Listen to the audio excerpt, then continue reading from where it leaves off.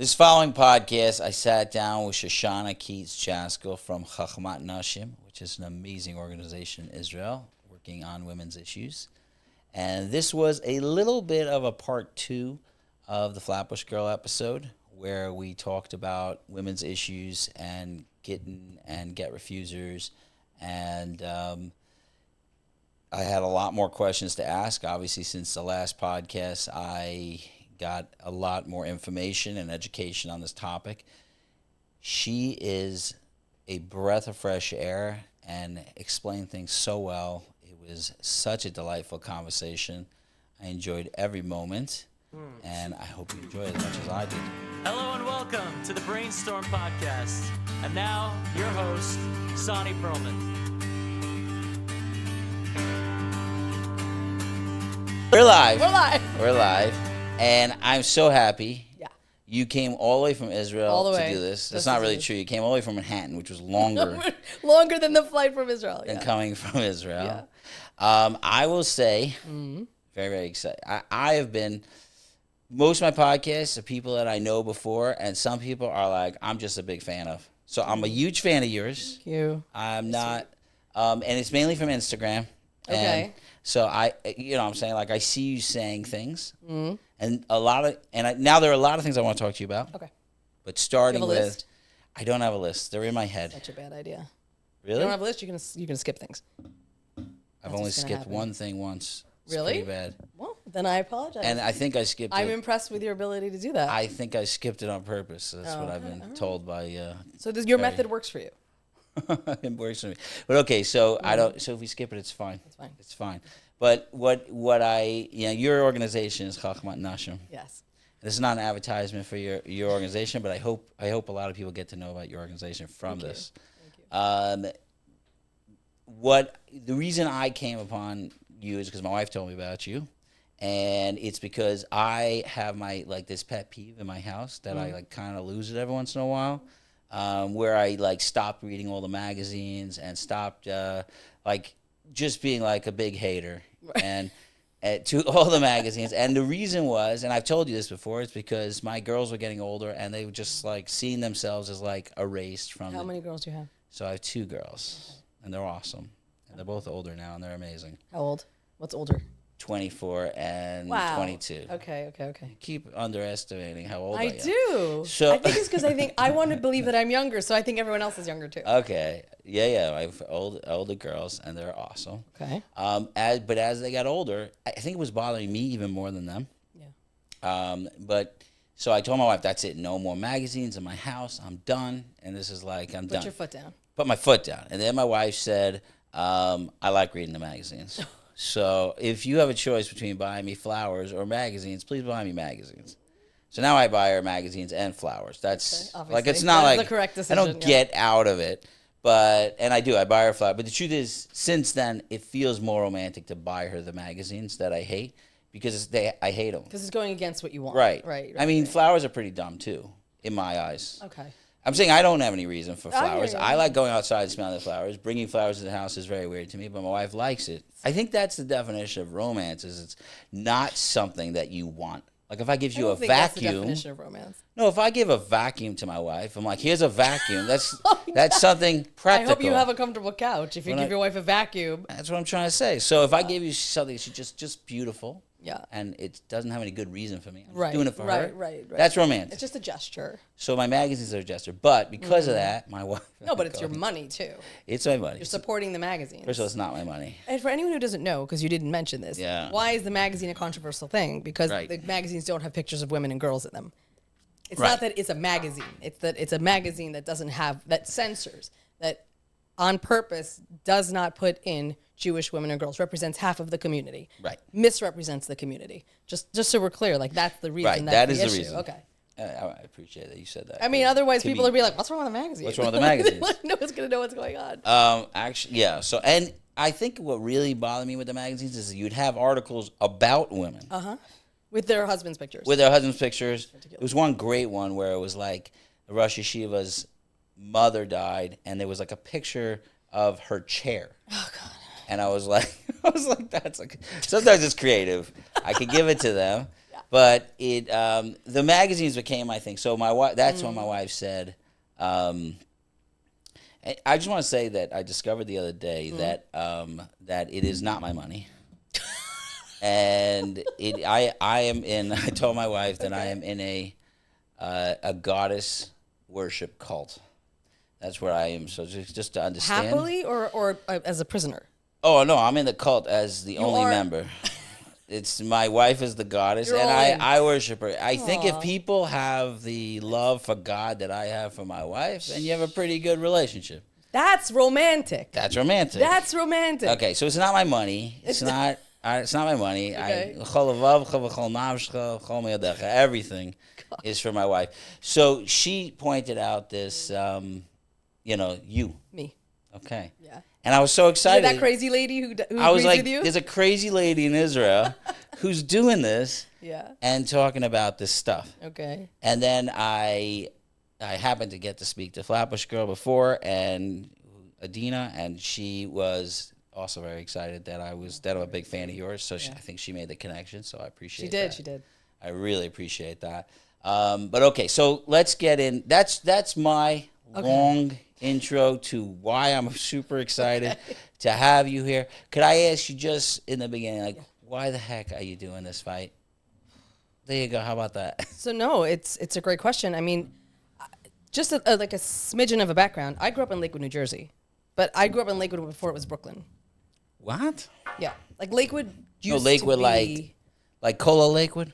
I mean, but that's what I'm saying. It wasn't Cola Lakewood. There was a modern Orthodox school and shul, and a conservative shul, and a reform shul, and Holocaust survivors. And, it's called Lakewood for a reason. Now there's no more woods because they just completely destroyed the entire town and put up these massive, ridiculous houses. But it was a gorgeous pastoral community where they were all. You're laughing. You're laughing. That's. I've heard people complain about Lakewood a million things. Yeah. I've never heard anybody say they broke down the houses and built up new houses. There's so many other problems.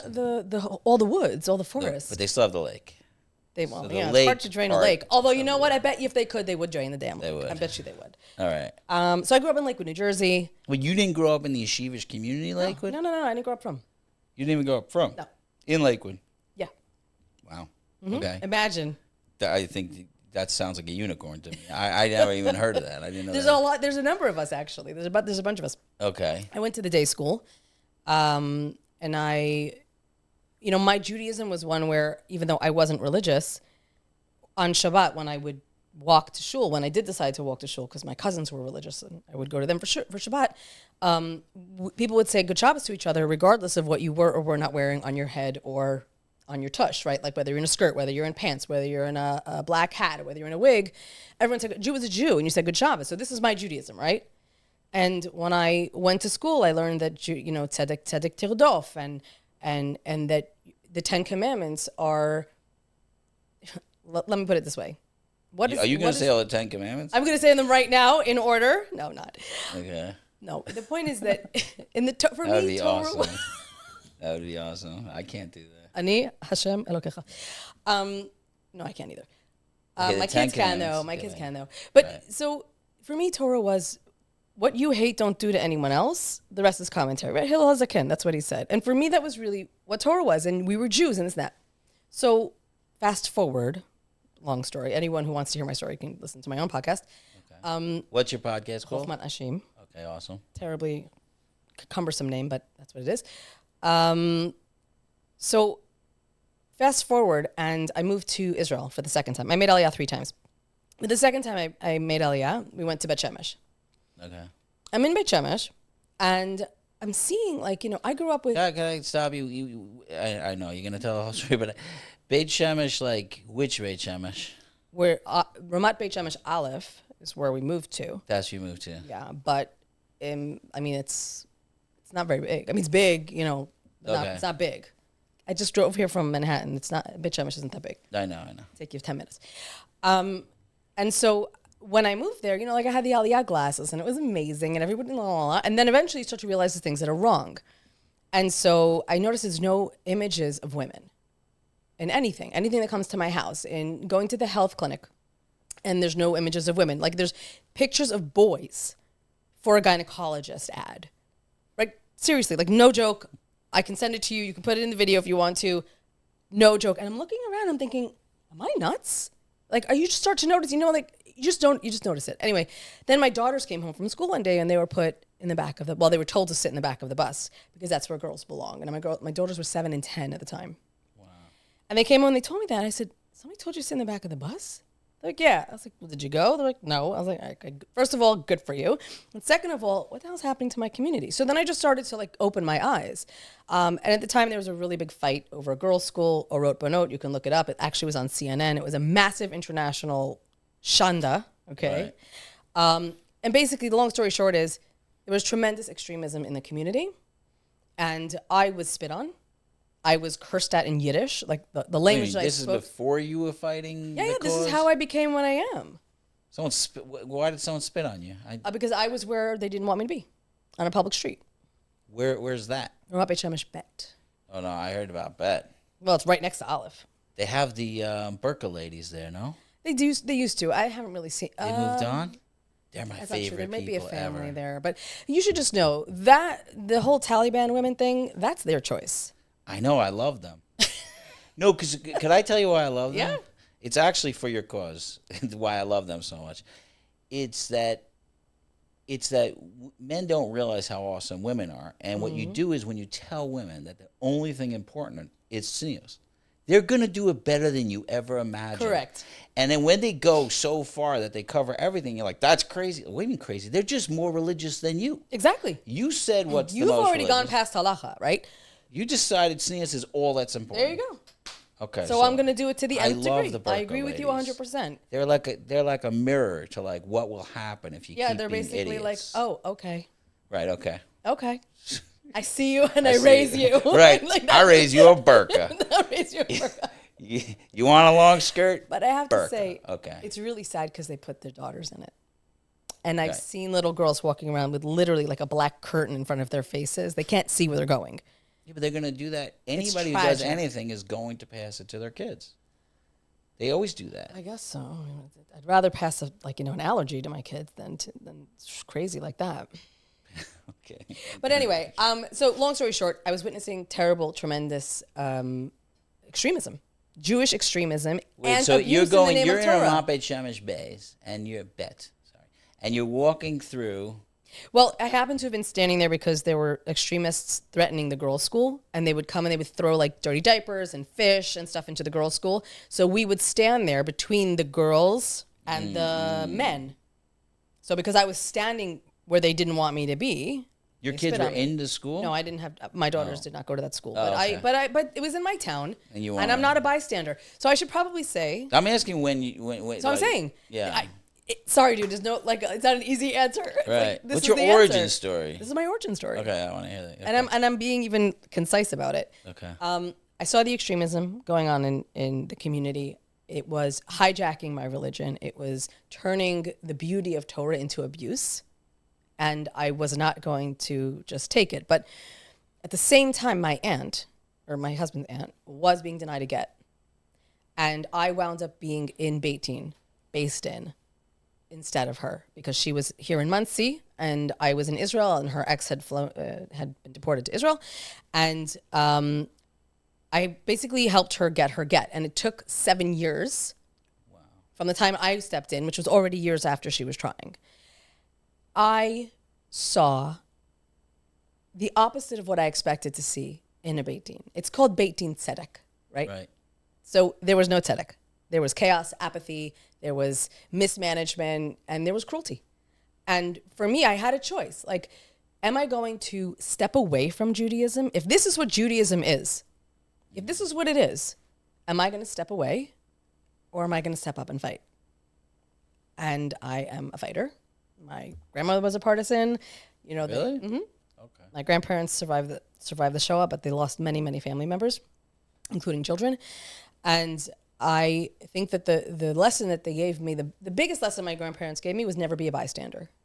Like the worst thing in the world for them were not the perpetrators, it was the bystanders.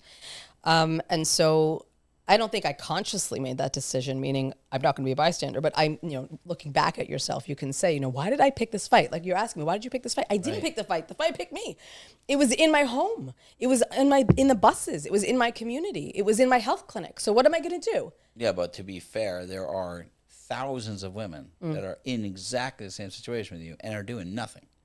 So there is something to that question. Right. I mean, you're like, isn't it obvious? I do that with my addiction stuff. Like, well, we have all this work to do. Why aren't we doing it? And everybody's like, I want to be a third grade Rebbe. And I'm like, well, we got people dying. You got to fix it, right? So, so something about it. I mean, you're a fighter. You're not going to sit back and watch. Also, I felt that I don't believe anyone owns the Torah over anyone else, right? We're all at Sinai. We all own the Torah. It's all our obligation. And I see tzedek tirdof as a real mitzvah. Like if I'm keeping Shabbos and I'm keeping kosher, I have to keep tzedek tirdof. And what that means is you need to chase justice. It doesn't mean be nice. It means chase justice. Well, and that's an active verb. You have to do it, right? Just like you have to keep Shabbat. No, I guess you could sit on a couch and keep Shabbos. Right. I guess you could. But you wouldn't, then you don't do the active parts of Shabbat, which is like Kiddush and Kiddush and all that stuff. So, I don't know. I'm psychoanalyzing myself at this point. I should lay down on the couch. But I'm saying if I wanted to live in Israel and be a Jewish person and pass Judaism on to my children, I could not stand by and watch this happen. So I started to write about what I was seeing. That's how this all kind of started. I started to write about what I was seeing. And the first blog post that I did, the Times of Israel had opened up. Now everyone has a blog, but at the time, nobody had a blog. You're a great writer, by the way. Thank you. Thank you. I miss writing, actually. So my first piece was called The Hijacking of Judaism, Victims and Consequences. And I just wrote down what I was seeing. And if you go to my blog, you can trace now 12 years of extremism that I've documented. And I only noticed that last year, I was like, wow, my blog has become a real documentation of the extremism as it has exploded and as people have started to push back finally. So the first years, I was just writing and documenting and telling people what was happening. And you asked me earlier about hate. I got so much hate in the beginning. Right. So much hate. You just hate Haredim. You're a feminazi. You hate men. Like all the crap that you can imagine was poured on me. Well, I'm getting a lot of that now, and I do want to talk more about that because I think that when I had on Flatbush Girl, and I will say, out of all, on YouTube, it doesn't show you the negatives. Like, oh, really? You can only see positives on the YouTube, but when you look at your own page, the opposite of Instagram, yeah, it's kind of cool.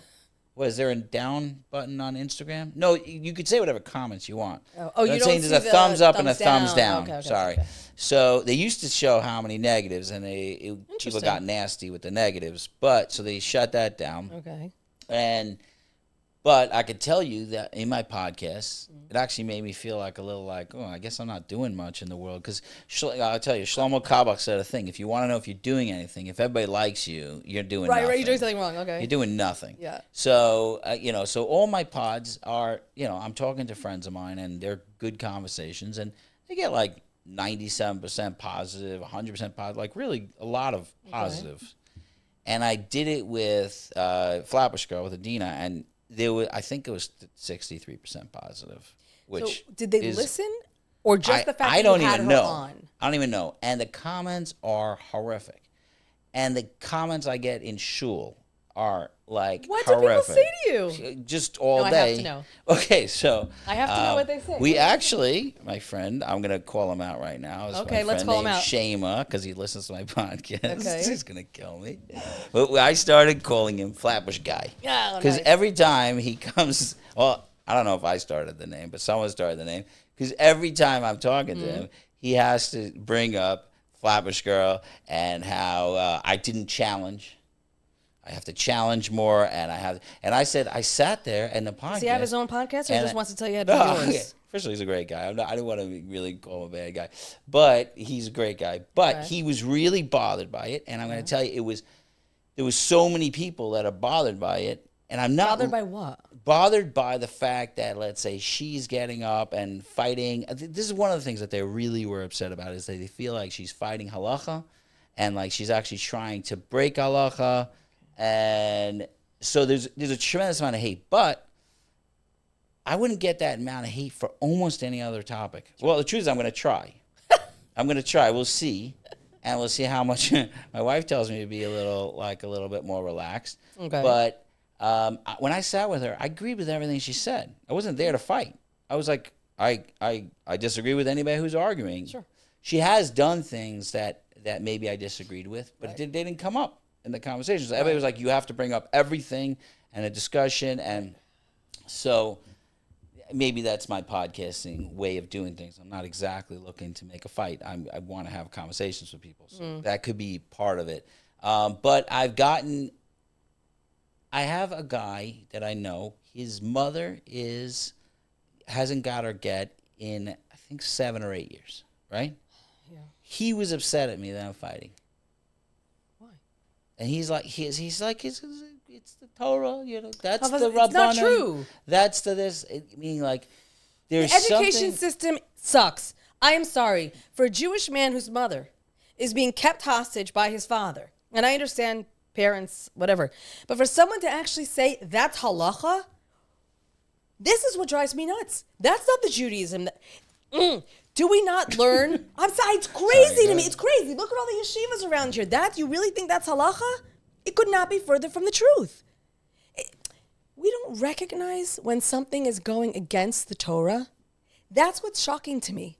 It's like anyone who knows Torah and knows Hashem and reads Torah on your own, you don't need someone to read. It says, how many times in Torah does it say, be kind to the widow and the orphan? Do not embarrass. What is wrong with people that they think that Hashem contradicts himself in such a way? It's like not logical. I'm trying to articulate what I want to say, which is that the whole Torah is about being a good person. Everything else is minutia. Everything else is, okay, you need a little bit more direction, I'll give you direction. Don't embarrass someone, all the little things. You don't speak back to your parents, you invite. It's like Hashem is giving you the details in case you need them. But the meta, like the larger idea of Judaism is v'ahavta l'recha kamocha. How can you look and say it's halacha to abuse someone? How does that not ring alarm bells in your head to say, this can't be right, something's got to be wrong, and then go and ask? It's okay not to know.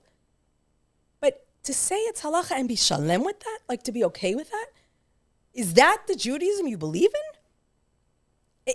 I don't understand the concept. Someone spitting at me on the street because, in his words, I'm pritzis and shiksa and all that stuff, whatever. Right. Are you going to tell me that you would believe that Hashem would be okay with that?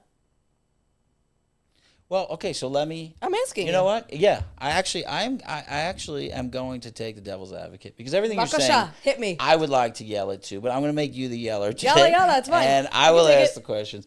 Push back against me. You didn't push back against Adina.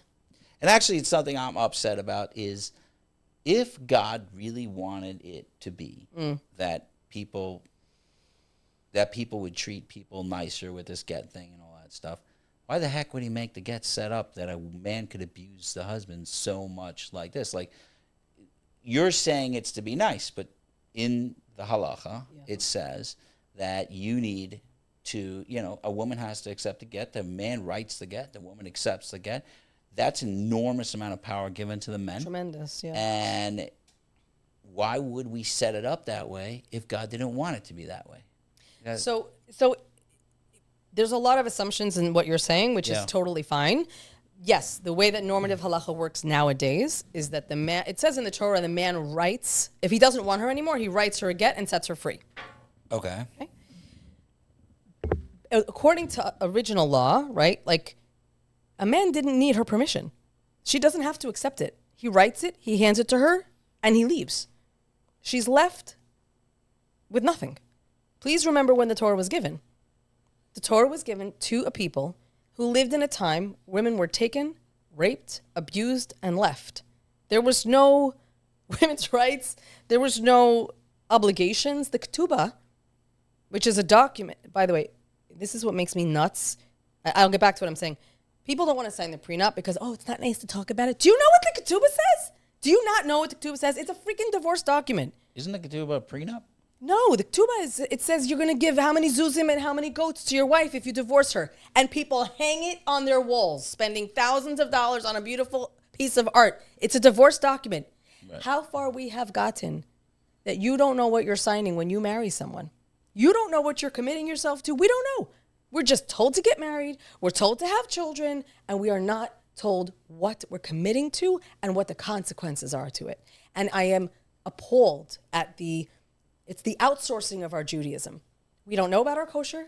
You can't keep, if you were to go to an average frum Jew, if he or she were to go to a random place, dropped in the middle of nowhere, they would not know how to keep kosher.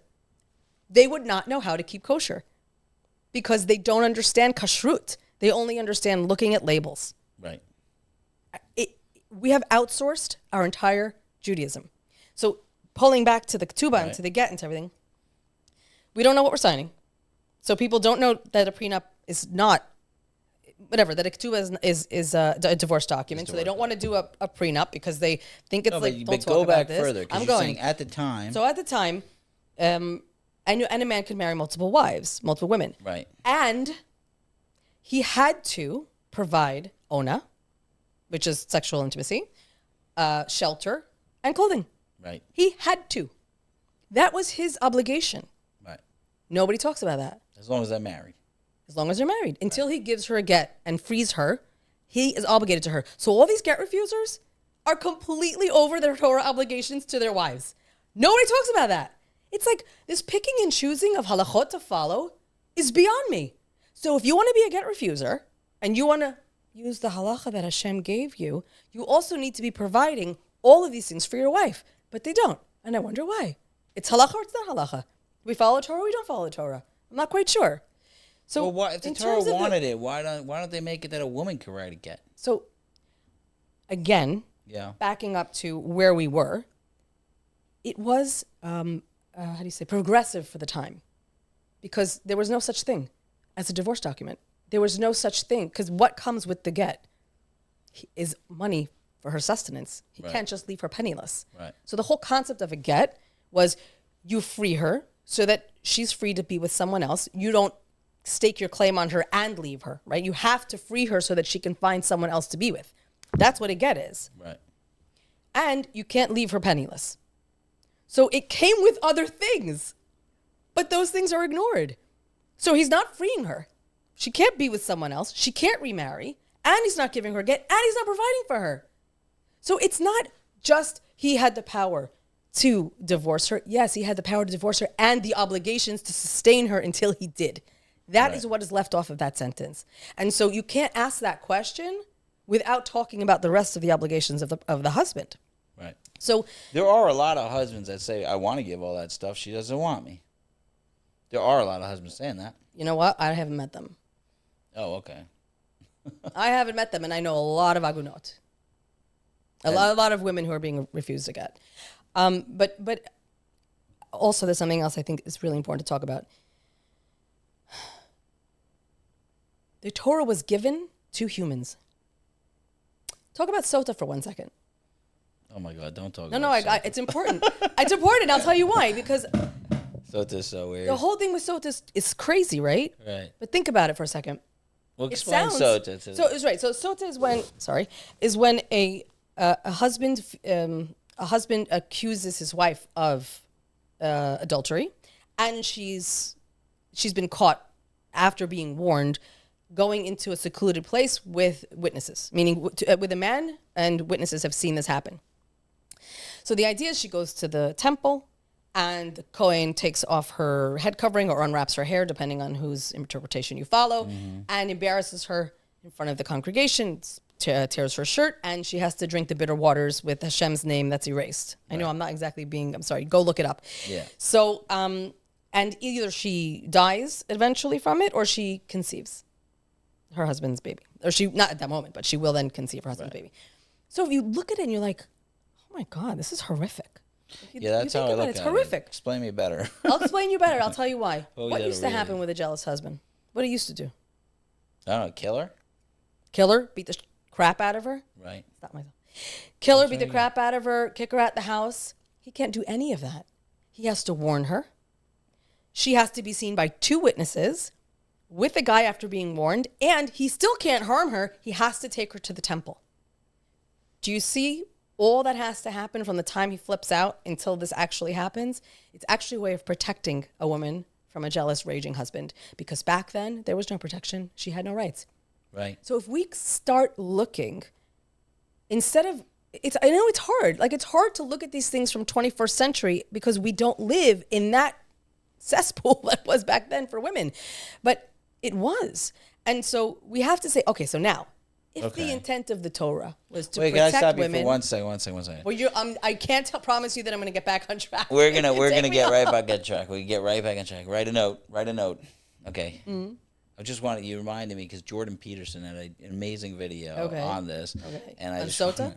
No, yeah, on Sota. No. Okay. I wouldn't be surprised. He talks pretty biblically. Yeah. But he was talking about why we have court systems for murders. Right. And he was saying, if not, it would be a blood feud forever. For sure. So we have a court that says we'll take care of the murderers, and then you don't have to kill the person who killed your brother. Yes. And that's the way we calm them down. Mm-hmm. It was like, we got it. So you're saying the same thing. Yes. I like what you're saying. Yes. Think about it for a second. The same with Eshet Yifat Toar, a woman who was caught captive. He can't you have a positive spin on this one too. You're picking all the good ones. What does he have to do? He has to shave her head. He has to let her nails grow. He has to let her warn her parents. And only afterwards, if he still wants her after all that, then he can take her for a wife. Right. You got to get the...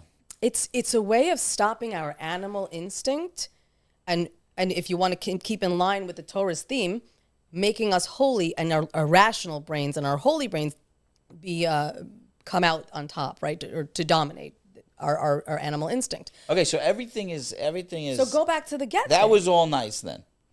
What do you mean? It worked out. For them. It was a positive, right? It was a positive. Like in those days when you would die if you didn't have a husband. Yeah. So you took the horrors that came with it. Or sometimes it was good. Maybe you had some... I wouldn't say it was all horrible. I right. think that I'm sure there was... I really don't... Ready for the news flash? I don't hate men. I don't think all men are horrible, evil. I'm happily married. I've got 3 sons. And I'm very proud that they're mensches. Most men, I think, are good people. I think some are just completely messed up. And I do, by the way, I do blame the education system. I do blame the education system for... I have seen people come out of, I'm sorry, the yeshiva system with an arrogance and a privilege, a magieli, which is like, I got it coming to me, like not in a bad way, but in a positive way. It's I don't know how you say it in English. And it's like a entitled. Yes, an entitlement. Thank you.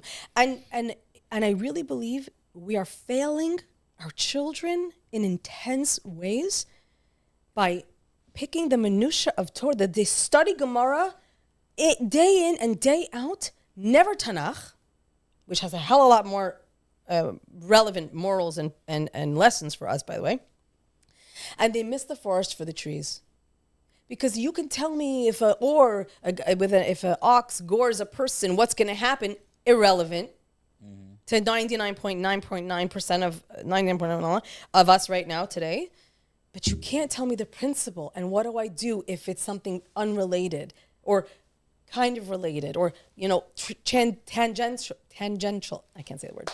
And my point is this: we've lost the plot. And so when people say, but it's halacha, I just want to look and smack them.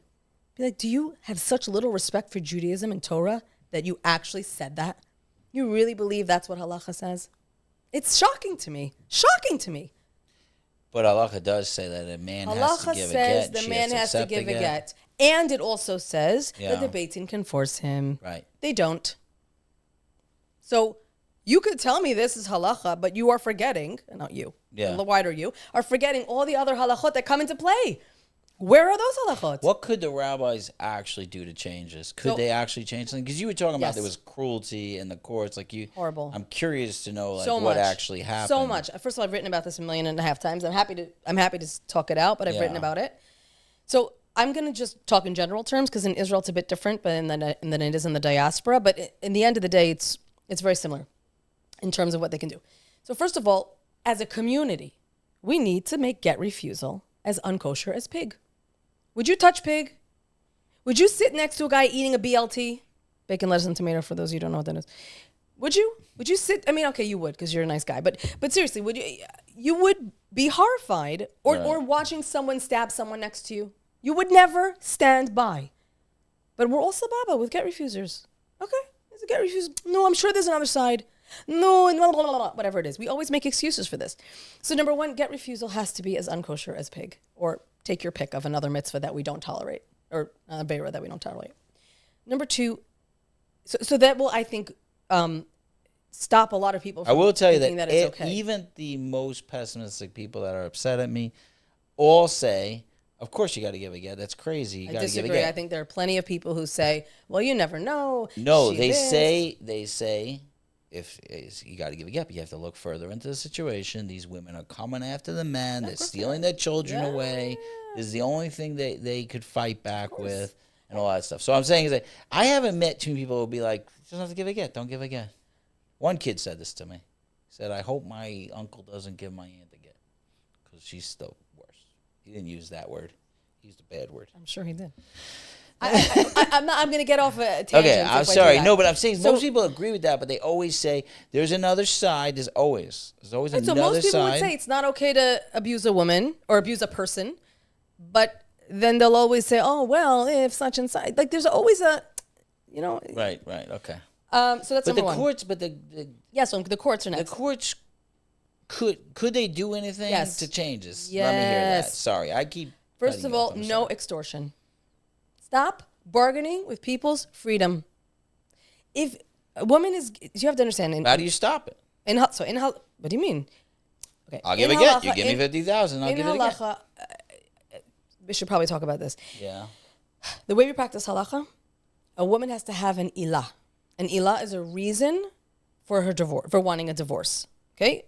The Beit Din generally the Batei Din will not say, you walk in, I want a divorce. Okay. She has to have a reason. Okay. Now, there's reasons that are listed in the Gemara. Some people are very literal about that. And one of the reasons is if he is a tanner. Why? Because tanners use urine and they smell. We don't have such things today. People don't do that on a regular basis. But maybe there are other things you can extrapolate from that, right? Okay. So hopefully if you're a decent, normal human being, you extrapolate from that.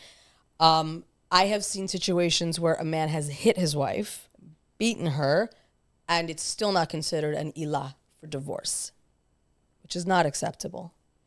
But they will take the interpretation of, if you go way back in certain times in the Gemara, it says, well, if it's a one-time or a two-time hits, it's an educational beating, it's okay. It's not like a regular abuse. I'm sorry, do we live in those times now? Do you? Would anyone say, once in a while, if you smack your wife around, it's okay today? No, nobody says that. Nobody goes into marriage expecting a man to be able to beat his wife educationally. Hashem Yerachem, like, are you serious? And yet, I once asked a rabbi, who was arguing with me, we were conversation, not an argument. I said, Rabbi, I'm going to ask you a question. Your daughter comes in the house, black eye, crying, her husband hit her. I said, you going to send her back? Do you know what he said to me? I don't know what I would do. You asked the question wrong. What? I thought you had to ask the question, ask me how to tell me. You say, let's say your daughter. You say, your biggest funder's daughter came in. What would you do? Oh, my friend, are very aware of the way the world works. No, I used to say, like, if you're, if this was your kid, would you kick him out of school? And then I realized, like, they were like, yeah. And I'm like, what if the guy who gives $250,000 a year and pays all of our different status, yeah. Would you kick his kid out? No. I run a program. This is my little cynicism. I run a program, our place in Brooklyn, 500 to 700 kids a year dealing with dropping out of school and stuff. Do you know how many of them are wealthy? No. Is like, if I would say 1%, I think I'm overestimating. Wow. They don't get kicked out of school. They just let them get through, because you don't kick a wealthy kid, you're an idiot. Wow. You got to be real bad to be the wealthy kid kicked out of school. But isn't that just a commentary of what we're talking about? There's a hierarchy. That was my cynicism of saying Jews. You asked me wrong. But okay, but even them, they were like, it's my daughter. No, so he said he didn't know what he would do. I said to him, are you serious right now? But these are the same people that are marrying their daughters off to the highest bidder. Like, what do you mean? No, but that's what I'm saying. This Dafka is an ally rabbi. Like, he's an American rabbi. I can't say who he is, American rabbi. He's an ally. But he's so entrenched in the concept of taking a page of Gemara from 2,000 years ago that says, and once in a while beating isn't abuse, that he can't say the words. He can't say the words because it questions the entire thing for him, the entire way that you think. And I'm saying we have to question where we are right now. Not only changing halacha, Hamud, we're not changing halacha. We have changed. Society has changed. That sentence that you can occasionally beat your wife doesn't exist anymore. We don't live in that world. Stop going back to it. And if we can't change halacha, why are there thousands, tens of thousands of men sitting in yeshiva not mefarnesing, sustaining their families? That is a chiyuv in the Torah. You have to take care of your wife and children. Tell me, when did we change halacha? That they don't have to, that their wives are now out sustaining the families on top of everything else. Don't talk to me about halacha. If you're not going to talk to me about all the other halachot, we don't stand by. That's my first answer to any schmo who's going to come at me and say we're changing halacha, which we're not doing anyway. Okay. And if that's what you're going to say, I'm going to throw it right back in your face. Okay. That's first of all. But in terms of what we can do, okay. So the Batei Din should not accept extortion. Why? Because it's used as a tool. How many times I've been in a courtroom and they say, okay, what do you want in exchange for your get? They say to the man, they make it easy for him. What do you want in exchange? They should not be asking that question. Even Adina said to me, she tries to negotiate with them. I understand. Okay. Listen, when you have a woman in front of you, a person in front of you who needs help, a lot of times the ideals that you wish you were able to stand by are lower in priority than the person in front of you. And I understand that. And I don't blame, I will not blame a person who is trying their best to free a woman by any means necessary. I personally won't pay a guy off. I would rather do many other things, but I understand when someone is in pain in front of you, you want to stop their pain, and I understand that. Gotcha. So extortion stops. Okay. Also, there has to be a time limit. There's no time limit. There is no time limit. If somebody knows, a refuser, male or female, whoever's refusing, knows that in 12 months, if there is no agreement, if you don't come in agreement, we are going to, 9 months, 12 months, I'm just using a random amount of time. We are going to put the sanctions right now. Kilo, that is a deadline. When you have a deadline, things cannot drag out and schlep out. Why? Because what happens is a guy will say, I'm not refusing. I just want to work this out. Oh, I'm not refusing, but I just need to take care of that. And then 5, 6, 7 years go by, which for a man is not such a big deal. For women, that's children. And people don't really accept the fact that a guy can play with time. A woman can't play with time if she wants to have children, if she wants to have a life. Beit Neman by Israel. So no extortion, having time limits, using the sanctions that we are allowed to use in the Beit Din, which means a communal, shunning of the person who's refusing in every way possible. They don't do that? No. Okay. No. I'm saying when they get a sirup. A sirup, yeah. Is that they don't enforce it on any level? Nobody does anything? That's why half the Batei Din won't issue siruvim. And why is that a problem? Because without a siruv, she's not considered an aguna. The only time a woman can actually be considered, you know that an aguna and a misureva get right now, we switch the terms around, right? A classic aguna is someone... Right. Well, you don't know if your husband is dead. And a misureva get is someone who's being refused to get. But a lot of people commented, hey, what are you talking about? That's not... There's some crazy guy online, he comments on every one of my posts. I have to educate the whole world before I can... Okay, so why are we calling aguna now? Because nobody knows the term misureva get. Okay, gotcha. But in the classic term... So we use aguna for the term for a woman who's not being given a get. But just so you should know, until the Beit Din says, in English... in Israel, it's a tachayav, like you have to give a get. Mm-hmm. And here they just do a siruv, which basically means he's refused to come to the Beit Din. Until they do that, the woman is not halachically, and I use that very loosely, considered an aguna. And therefore, you can have something drag on 5, 6, 12, 11 years, 12, 11, you know what I'm saying? And she's not considered an aguna halachically, and the Beit Din will not do any sanctions. Okay, so they only do sanctions when they're considered an aguna. Right. And you're saying they're pushing off that to the last... half of the time they don't even What's their... What I'm really trying to figure out... They don't believe in their own power. Why does it hurt to do it? I'm just wondering. These men have empathy, like they see a woman suffering. You're saying no, but I'm not saying no. I'm saying I can't imagine they see a woman suffering. What it would be stopping them? I don't understand what's stopping them. They say they have no power because it's embarrassing for a Beit Din to issue sanctions and a seruv and for them to be ignored. It is mortifying, right? Is it? Sure. Because then it proves they don't have power. Yeah. So they say, I don't have power because we don't want to prove you have no power. I know it sounds nuts, but so you can take it from me. I've been doing this now for, I don't even know how long, since 2008, whatever that is, do the math. I have seen courts in Israel, in the UK, in the US. I get calls from women in Vienna asking for help. It's the same situation everywhere. How common is it? Is there any numbers? So it's interesting that you asked that question because, again, and this plays into the whole thing. Sorry, I didn't take this with me. It plays into the whole thing of, well, if she's not considered an aguna until there's a seruv or a chiyuv in Israel, then does she count in the numbers? So, for example, the rabbinate in Israel says that there are more agunim than agunot, meaning there's more men who are being refused, that their wives are refusing to accept a get than there are women whose husbands are refusing to give it. But that's not true. It's just that there are more women who have been issued the chiyuv to give it than men have been issued the chiyuv to give it, because it's the Beit Din that issues that. Do you understand? They're creating their own numbers. There's far more women waiting. There's far more women who are waiting many, many more years. But because that document hasn't been given, they're not considered in those numbers. Or, for example, there are women who just give up because to keep a case open in the Beit Din costs money. So you have single moms who are raising their kids by themselves. The guy's left, right, or he's living with someone else, and he's refusing. And she has to pay every year, every month, whatever it is, to keep the case open. So she's like, forget it. I'm giving up. And they give up, and they aren't counted because the case is closed.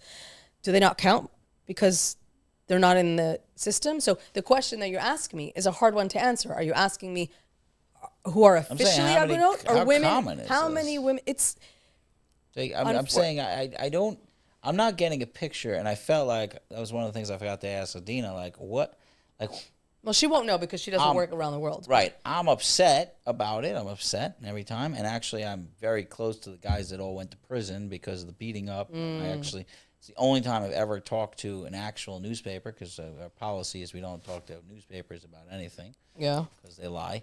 So So it's the only time I ever got involved in this particular case to defend those guys. So I've been involved and I'm horrified by it. But is it really a big deal? Yeah. Is it really a big deal? Am I making a big deal? Okay, so there's a couple of schmucks out there. Yeah, a couple of schmucks. That's what I'm saying. Like, you're saying it, I'm like, does that mean 100 people? No. Is that 50 people? Is that around the Jewish world? There are thousands of women waiting for a get, and there are far more who have given up rights to get their get. Thousands. Yes. But I'll say it like this. You don't have to stand behind it. I need a picture. I stand behind my estimation is between 2,000 and 4,000 women around the Jewish world waiting for their gets. More who have only gotten their get because they gave into the extortion. Right? So I have a friend whose husband, completely secular, by the way, whose husband said, I'm going to give you $1,500 a month for our child and nothing more, or I will not give you a get. Okay. That's extortion, right? Of course it's extortion. But she was terrified, so she said yes. Right. So she's not an aguna. She has her divorce. Right. But she has her divorce because she was extorted. And so when people say, how big is this problem? It's massive. Because you have what's more important to the Jewish community than the integrity of Jewish marriage and the Jewish family? You tell me. Are we not built around the Jewish family? Do we not want to have pride in a Jewish marriage? Do we not want to say that our families and our system is strong and is the backbone of our community? We don't raise girls to have a bias now in Israel. Hello? It's the one thing we tell them they're good for. And then we don't even let them do that. We don't even take care of them when things go wrong. And I see that so often. The shattered women, because by the time let's talk about frum women for 1 second. Right. By the time a frum woman is asking for divorce, she's broken. She's failed. She's failed at the one thing the entire system has told her to do. Right. So it's not, and by the way, it's not just olam hazeh. It's olam haba. Why? Because what's a from woman's olam haba? I don't know. A from woman's olam haba is her husband's learning and her children's learning. Oh. So I don't think that's how my wife thinks. I'm sure that's not how your wife thinks, but if you go into the Beis Yaakov system, She's a little if you go into screwed the if Israeli, she thinks that way. She's way more religious than I am. I hope it's hers. I'm saying in the Haredi system. Okay. That's what women are told. Yours chus is your husband's learning, your children's learning. Right. That's why women don't learn, right? I'm saying in this right. stream. So she's admitted that she's failed at being the Akarat Habayit, Akaras Habayis, and she doesn't have a... I'm trying. It's not like I have an audience that only speaks like this. That's fine. No, I'm just making sure that people are know what I'm saying. That's all. Yeah, okay. So she's failed at being the Akaras Habayis. She doesn't have a bias in Israel, and she's not going to have her Olam Haba because she won't have a husband anymore who's learning. So by the time she says, I'd rather live like that than the way I'm living now, she's broken and shattered. She's already beaten down and feeling like a failure. And then we go and force women to explain why you need a divorce. What did he do to you that's so bad that you need a divorce? And she does it in a courtroom full of men. Right. There's no woman in the system. There's no woman in the room. And too many Batei Din don't even let women come in with another woman. They don't allow a support female. So that's next on my step is to say there has to be a female, a knowledgeable female in that room. There has to be an intake woman so that the woman who's coming for a get can tell her story to this woman, not in front of, literally, it's three guys, three dayanim, the guy who's the secretary, usually there's a maskir, the ex, or the soon-to-be ex, hopefully, his lawyer, and her lawyer. Right. So what woman is going to go and talk about her biggest failures, her deepest, darkest humiliations in front of a room full of men? It is a system that has been set up in such a way that is humiliating. So this is that's system, not halacha. Correct. That's just how it's set up. Correct. It does not have to be that way. And I guess what I'm trying to say is when people say, that's halacha. No, my friend, it's not. It's not. And it shouldn't be. And you should want Judaism to look and be as kind, even in the worst moments, which I guess you could say a divorce is one of the worst moments, let's say, in a family life, of course. We should be kind, generous, compassionate in our worst moments. Is that not what Jews are? Right. So no, but you are saying this. Let's put it this way. I'll put you on the defensive. Go ahead. On the defensive. I'll put you on the. I forgot the devil's advocate a little bit. Okay. Is there a case where you're dealing with a man and you're like, this woman's insane. You can't work. Sure. She can't work with it. Like, what's that case like? Do you think men have a monopoly on narcissistic, horrific behavior? No. Oh no, sure. I don't think that. Yeah, no, what I'm saying is like, what I'm hearing. Okay, so.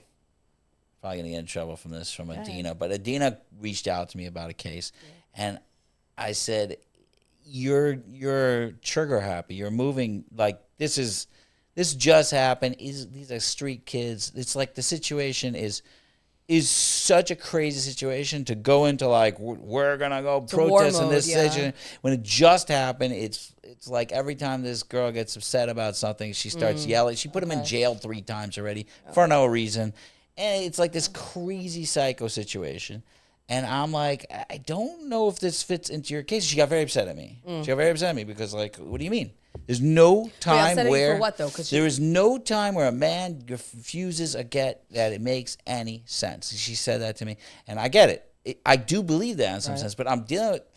I was looking at the situation... My question is this. He doesn't want to be married to her if she's crazy, right? No, he totally wants to be married to her. He does? Yeah. But he also wants to sleep with everybody else. It's not.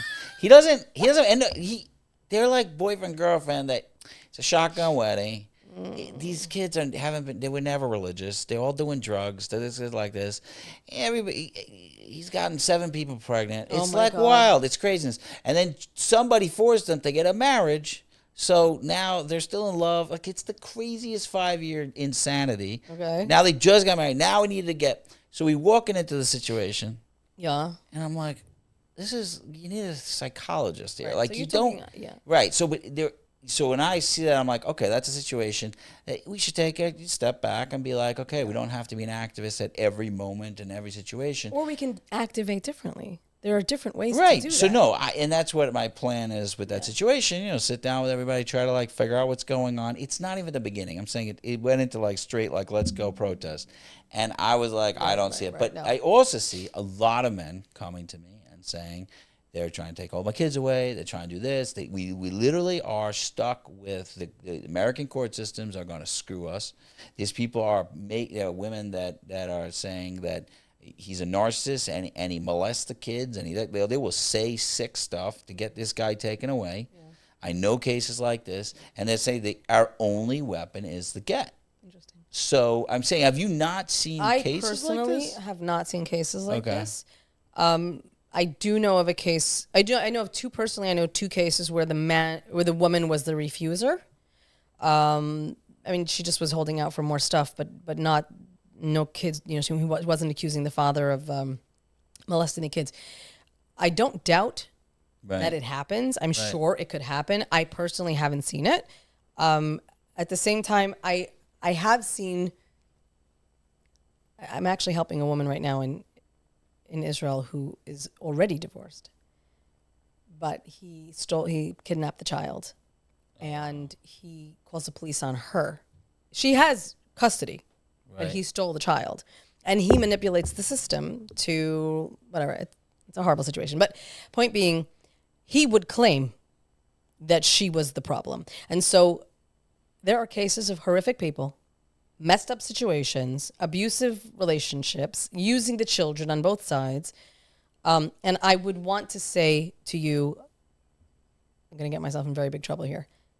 I would not say to you that honestly, if a guy was really, or a person was really being kept from their children, and the only way he could fight for his children or her children was to not give the get, I would not say to you a blanket statement that every single case, I know that most activists will. I probably would not say that. I would probably want to know what was going on. Wow. And I would do everything that I could to resolve that case, because no parent should be alienated from their child. No parent, if they're a good parent, should be alienated from their child. I mean, any parent should be able to see their kid. Okay, I should stop talking in did I say enough? Yeah. Well, I will say that you have me shocked. Okay, in a good way or in a bad way? In a good way. Okay. I think because a little part of me is an activist, and sometimes I think in black and white. A lot of part of you is an activist, yeah. A lot of part of me, but it hasn't all come out yet. But I tend to go into the black and white thinking when I'm thinking of my activism. Yeah. Like, how could you possibly use the Torah as a weapon against someone else? And, True. And so it's like a blanket statement. Yeah. And then when I think about it and I actually go into cases, every case has a million nuances that need to be discussed and need to be figured out. I do like the blanket statements of, like a time limit or stuff like that. But most activists I will speak to about almost any topic, they don't have a lot of give room where, like, let's discuss it. Right. It's not much of a discussion. Right. And there's also something else, and I will say, because we're going deep in, but a lot of the stuff that I watch with your writing and your videos is that I'm waiting for...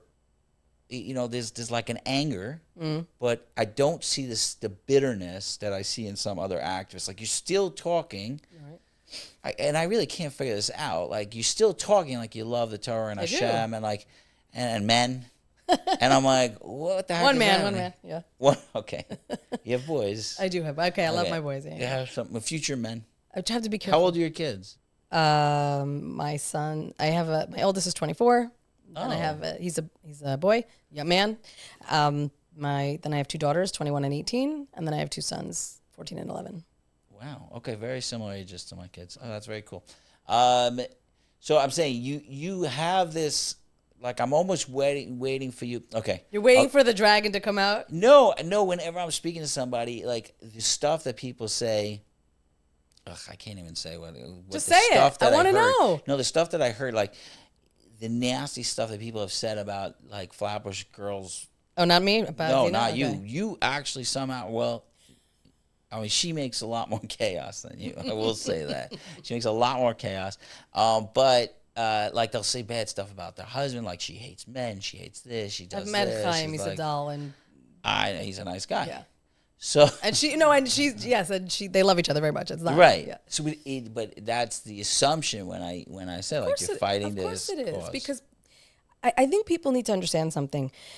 If you've never been in this situation, you can't understand. If you've never fought for a person's freedom, if you've never looked at people from whom you expected justice and compassion and even at least normative behavior and been so disappointed, because it's not just an individual disappointment, right? When I was in the Beit Din, it wasn't I'm disappointed by this Dayan or this Dayan, or it was the entire system that was failing us.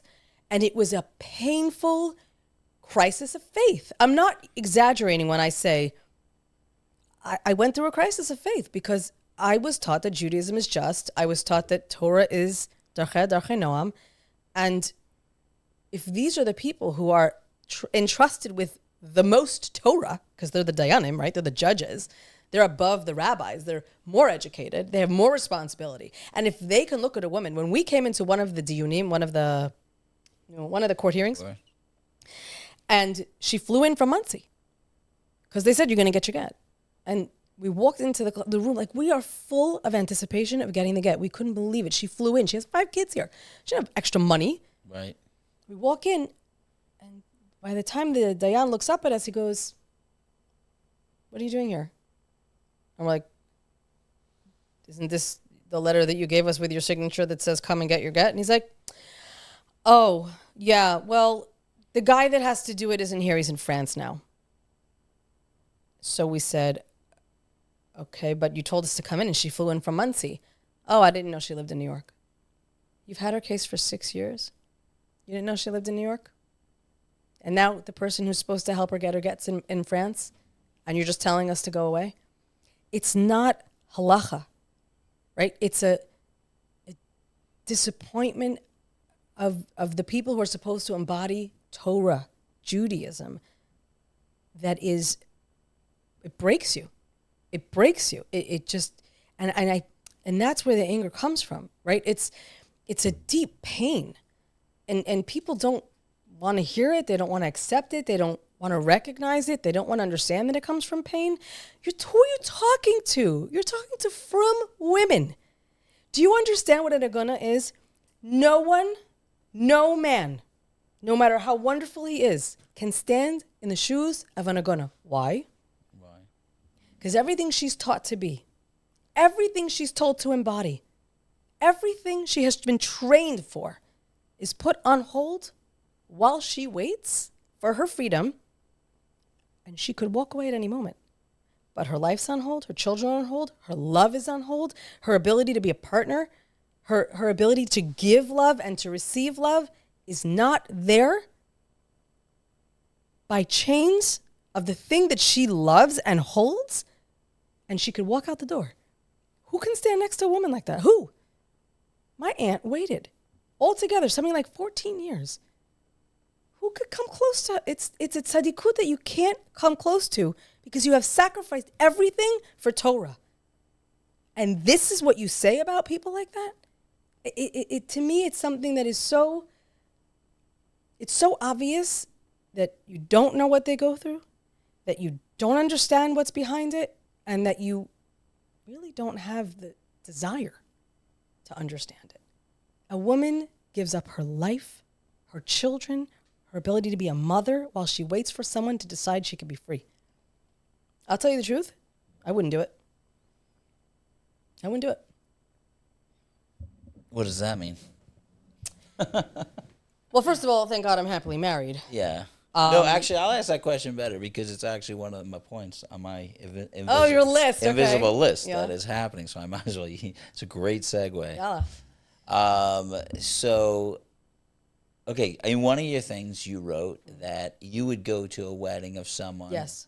Okay. No, well, you should finish it first. Let me finish it. No one's going to know what you're saying. I like how fast you said yes. Ooh, this is going to be fun. Yalla. You said you would go to a wedding with someone who did not get their get and was remarrying. Well, you skipped something there. Yeah, so please fix it for me because that's what I saw and I was a little like, what? No, the truth is, I would go to anybody's wedding. Of course you would. That's really free food and scotch. I don't know about the scotch. I'm the recovery guy. Oh, sorry. Wrong place to say that. Cut. But no, I was saying I've had some radical situations where people are marrying that most people would get upset, but I'm just about loving. Yeah. So that's a different thing. But so you have to explain this because what I read was that you would go to like basically an Ashish wedding. No. Okay. So incorrect. I never wrote that. I know. So you should have printed it out. I should have printed it out. No. That's why I'm asking. I haven't went around and told anybody. Great segue into my last point of my list that we never finished about what the Beit Din could do. So okay. Hashem really loves you. Just brought you right back onto that path. That was very interesting. Okay. Hashem is my wife. We're trying to get. I want to meet your wife. I need to meet her. I didn't even see a picture, but I don't know pictures. I want people looking at my wife. I hear you on your phone. Okay. So the last point on the court, which answers this. This is my wife, but we were like kids. Aww, we're little kids. So I'm like 17 there. So anyway. So cute. Yeah, like 5 years ago. Okay, so the Torah. Yeah. Thing that everyone loves to say they know better than everyone else. Right. Has halachic solutions for when there is get refusal. Okay. Okay. And those halachic solutions are complex and yet not complex. For people who know halacha, for people who know kashrut, for people who know pikuach nefesh, for people who know Shabbat, it's clear. Halacha is a beautiful system. Halacha is a system we are meant to chai behem. That's what it says in the Torah. Chai behem. Live by them.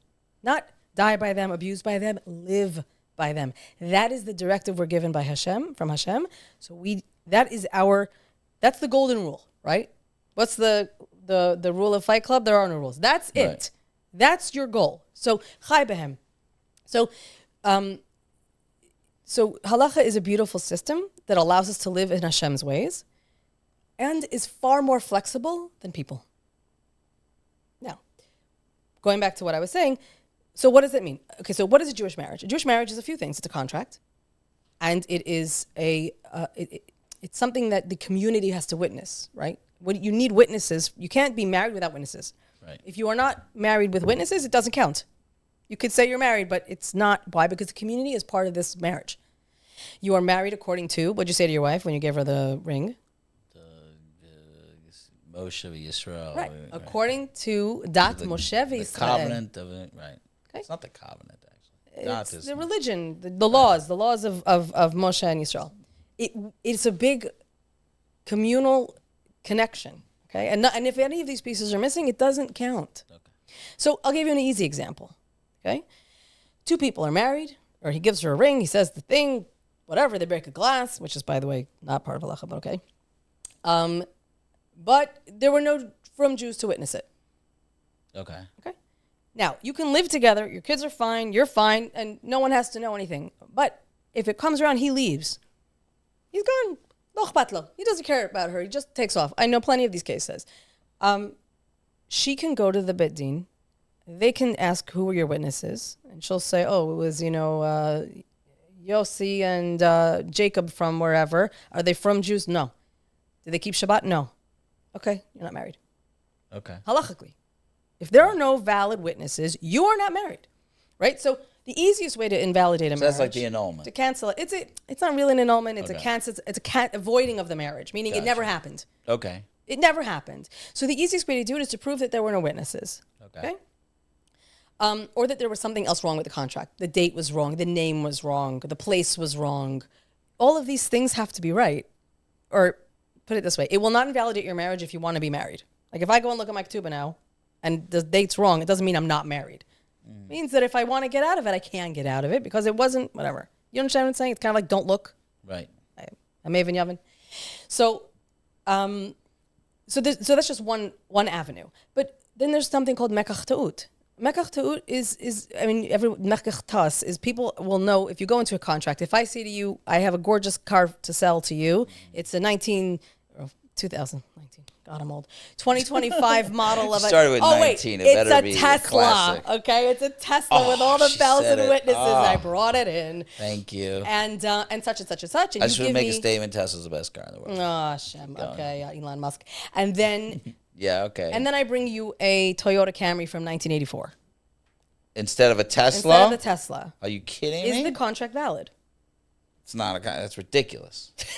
That's ridiculous. Okay, that thing has gas in it. For the purpose of the conversation, is the contract valid? Okay. No. Right, okay. Well, you answer me. Is the contract valid? Well, no. No, because I didn't bring you what I said I was going to bring you. Right. Okay.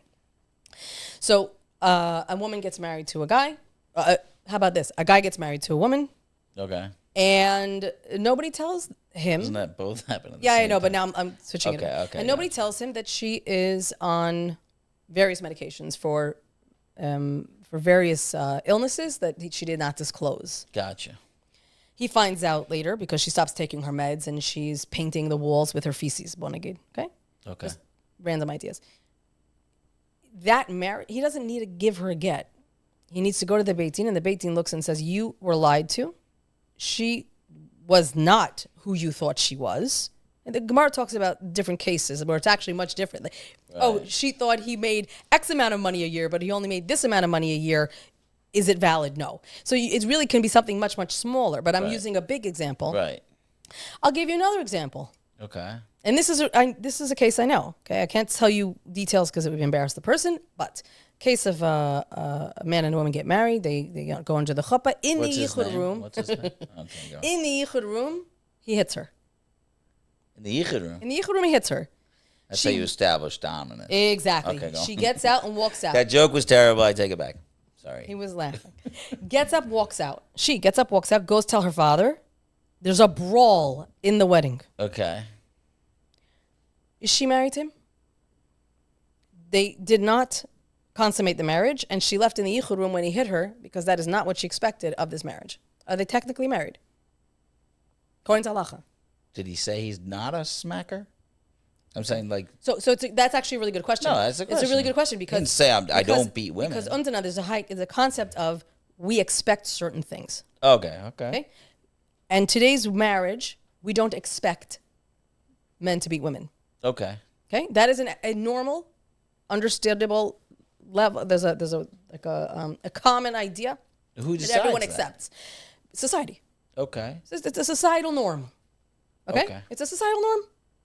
So, technically speaking, no, not technically. Halachically speaking, she doesn't need a get. Right.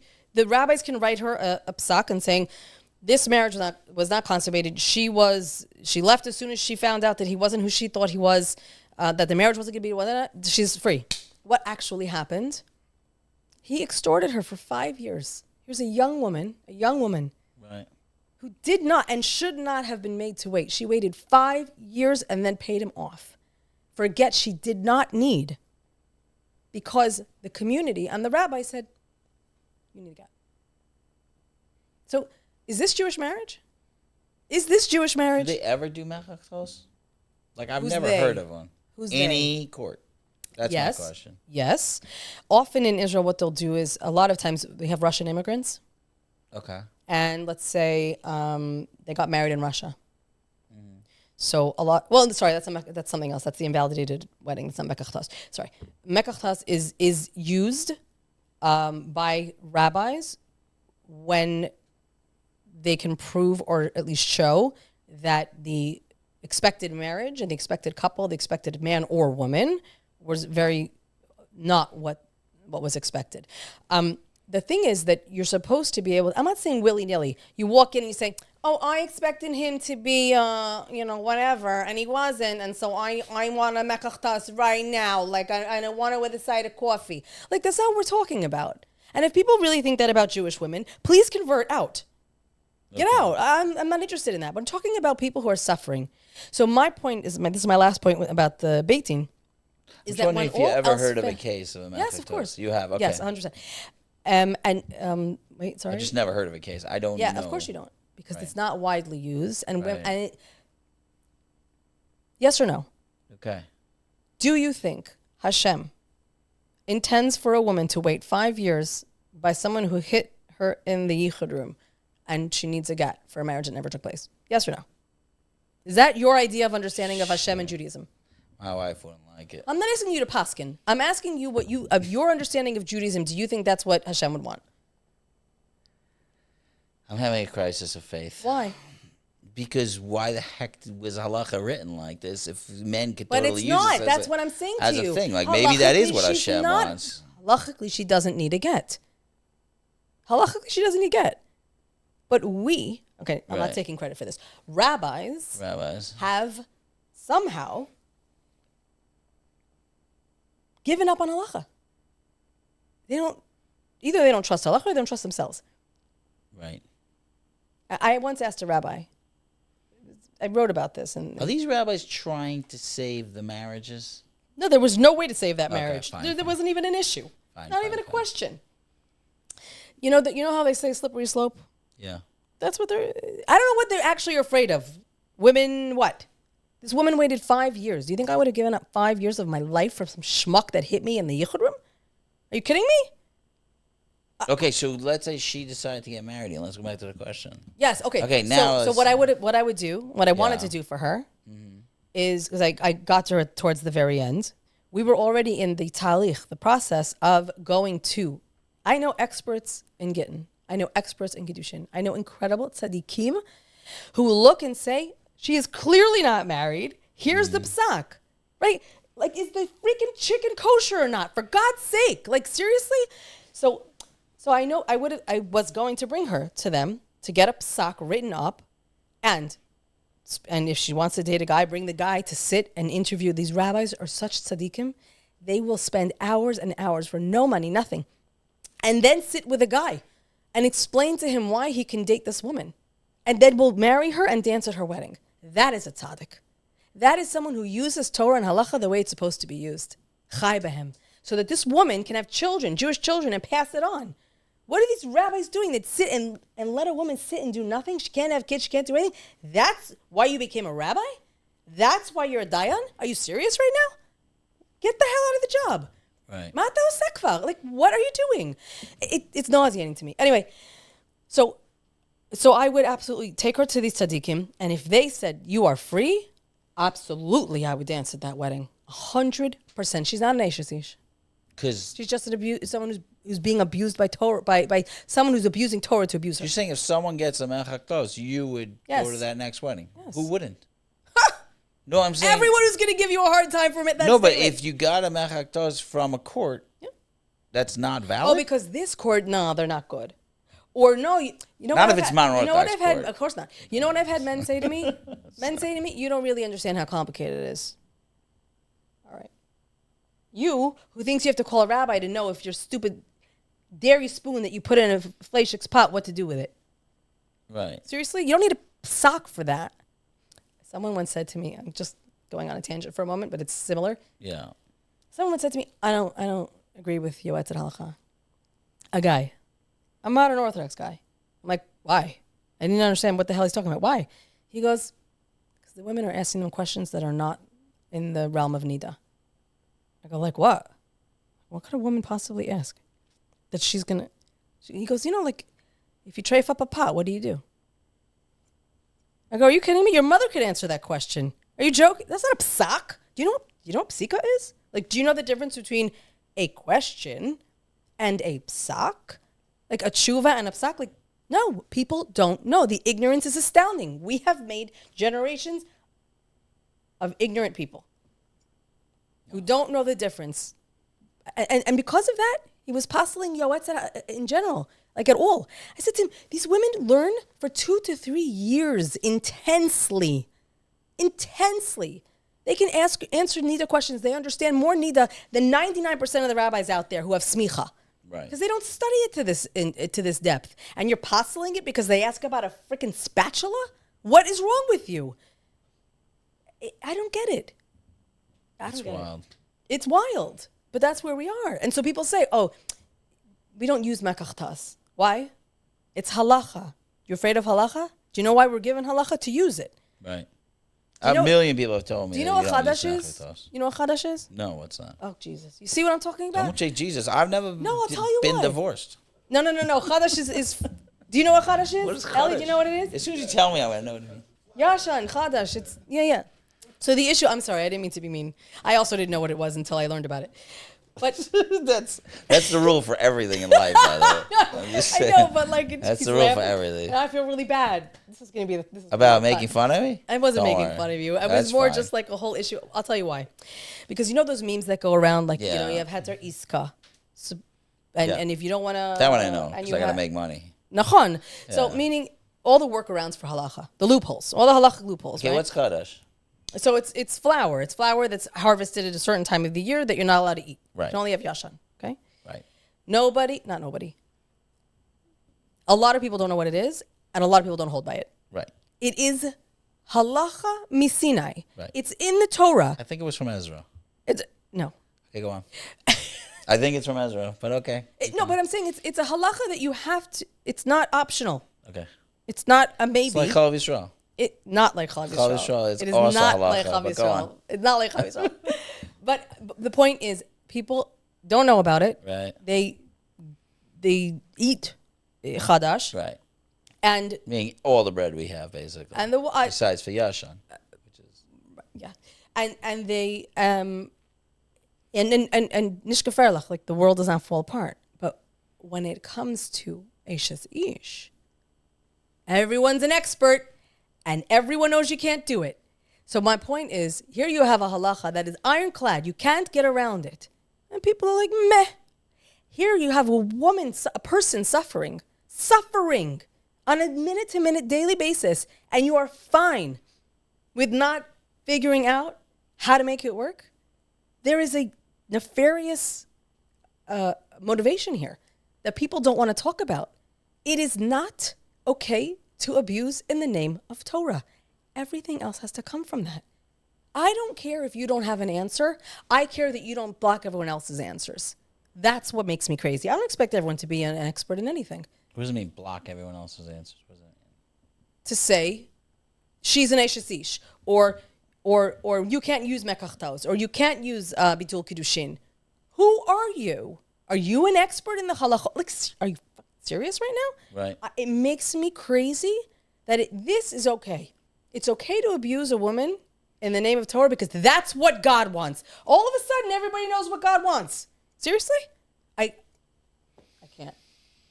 Okay, I have another thing on my list, but okay. I need water. Take some water. No, I haven't. Don't calm down. Don't calm down. Okay. I can't tell a woman to calm down. You told me that. Okay, so I'm sure your wife told you that too. I don't tell my wife to calm down. Are you kidding me? I'm married a long time. So a guy comes over to me in bingo, which is such a great store. And you don't have bingo. You have... B-I-N-G-O, like... Oh, Sherrod. It's the same person. Oh, I thought you meant like church bingo. Okay. Yeah. Oh, my gosh. I did that once. It was so much fun with my wife. We dressed all like old people. And we went to bingo. Okay, and I'm going to definitely do that again. Thanks for reminding me. But I was in bingo. Yeah. And this guy came over to me. Single guy. Sheevish guy came over. He said, listen, I don't know you, but I watch your podcast, and I want to let you know, the one with Flatbush Girl. I was furious, and then I went, okay, relax. I know, the idea that you have the right to be furious that someone else expresses an opinion, I can't grasp it. Okay, so let me tell you, this one's a positive. Why it's a positive? Oh, he was furious about what? Well, I don't care what he's furious about, because he's furious about something. But he said to me, because halacha, this, started telling me all halachas, and I'm like, how old are you? He's 21 or something. I said, you're married? He says, no. I'm like, you did you get divorced? He said, no. I said, then Flatbush Girl. He's a bucky and getting. I would tell you, Flatbush Girl accomplished everything she wanted because we're all talking about it now.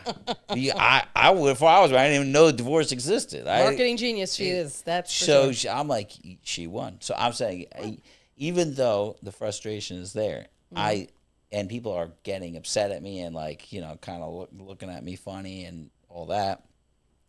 I'm excited that people are talking about 100%. it. So to me, I feel like the beginning of this, you got to be a little nuts. You're hearing someone outside, probably. Oh, that was weird. Yeah. Okay. The other thing. Okay. So first of all, could I ask you about this cup? Yes, please. And we're going back a second because this is really what excites me more than the get things. Even though the world seems to be crazy about the get things more than me. Yeah. And you also seem to be pretty excited about it. I could get excited about that. Right. Also, yeah. But who are these people? Okay. You just gave me this cup. Thank you for this cup. You're welcome. I get to keep it, right? Yes, it's not it's just yours. for the pod. Yes, it's yours. What is going on here? So basically, Bruria. Very good. One of the here you can see it better probably in the card maybe. Oh, there's a card. Yeah. I'll tell you basically. Yeah, tell me what's going on. There's two things that I really advocate for mostly, right? It's women and it's agunot, or agunas, whatever, and the erasure of Jewish women, the erasure of women in general, right? In the Orthodox world. Why? Because first of all, the two things are very much related. Okay, when women aren't seen, their voices aren't heard, and their needs are not met. We have gotten so used to erasing women and saying women should not be seen and literally making them invisible that they're not human in our eyes.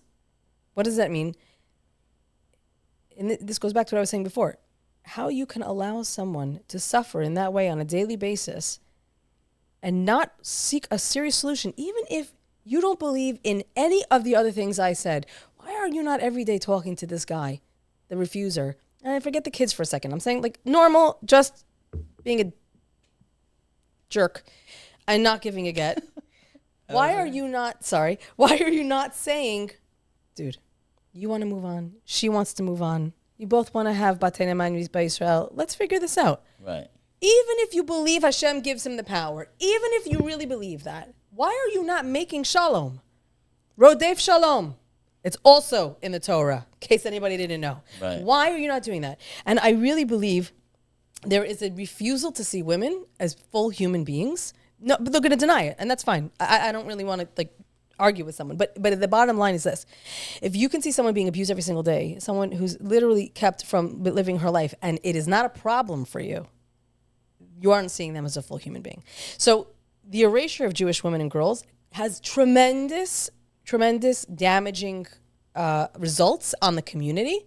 Everything from financial. A woman can't advertise the same way. How many ads have I seen of a male lawyer smiling and a female lawyer that's just her name, or real estate, or dentist, or whatever, fill in the blank, yeah? Or women giving shiurim. Woman is a flower or a name, and she's always smaller and bottom. My sister-in-law was a brain once. God, and she doesn't have a title, and she's on the bottom, and all this stuff. Right. You are dehumanizing women. You are minimizing women.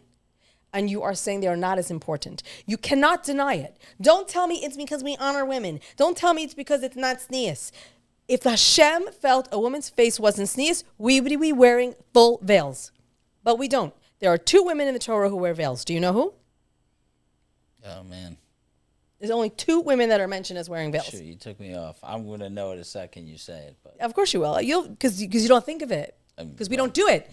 Rivka covered her face when she saw Yitzchak. Right. Okay, and she wasn't wearing it. She just covered her face because she sees Yitzchak and she's like, oh, I need a moment, you know? Right. And she was like traveling for 4,000 miles from Leah, Haran. when she was under the Not Leah. Well, oh yeah, okay, fine. Because that's why. Leah. What's her name? That's no, isn't that what we do that? But that's just a medrash. But go on. Who's the other one?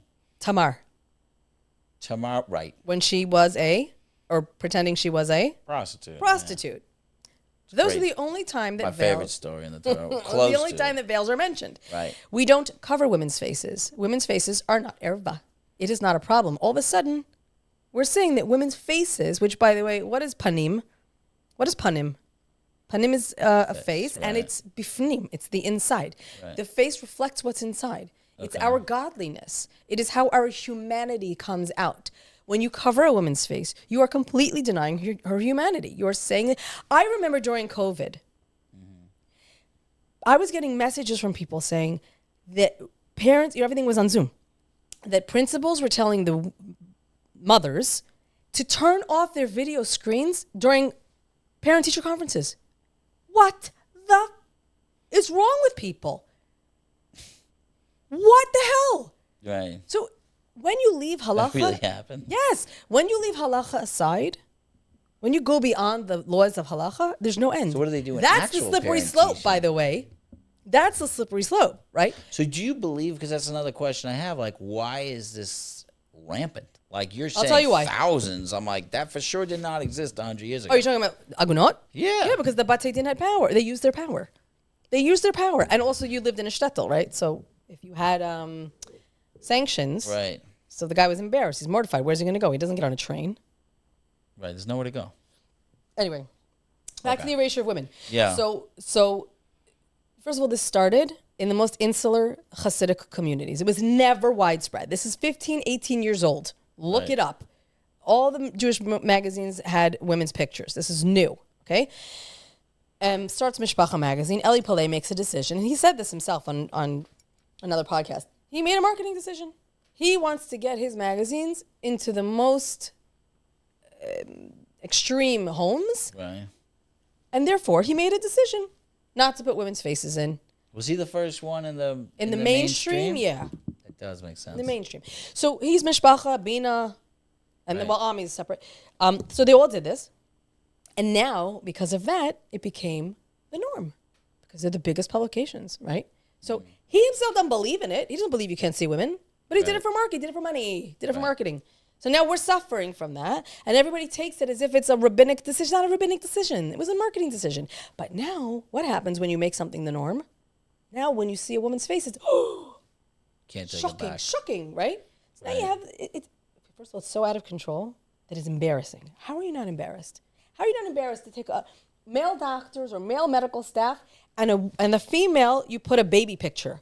How are you not mortified to do something like this? Take all the pictures off, for God's sake, if you can't have a woman. What is wrong with you? We've lost our seichel. Like, there's no seichel, doesn't even exist anymore. That word, nobody uses it. Anyway, so... I'm having a hard time even doing the devil's advocate on this one. I'm just telling you. I don't know how to do it. Try it. I'm so upset about it. Yeah, you can tell me, because it's a stupid thing. No, I can't how do you figure argue that. stupidity? I also think it's more than that. It's like we have taken all that beautiful stuff you said in the Torah about like treating your orphans and nice. And I know cases where orphans got kicked out of school because the skirts were too short. Disgusting. And you're like, I think you missed the point there. But I'm saying I don't even know where, like, tznius is such a non-thing in the Torah. That's it's not even there. Yeah, it's not there. Wait, do you know where the line for tznius comes from? I do, but I forgot it. Oh my God, it's the best because it comes from covering your poop on the army camp.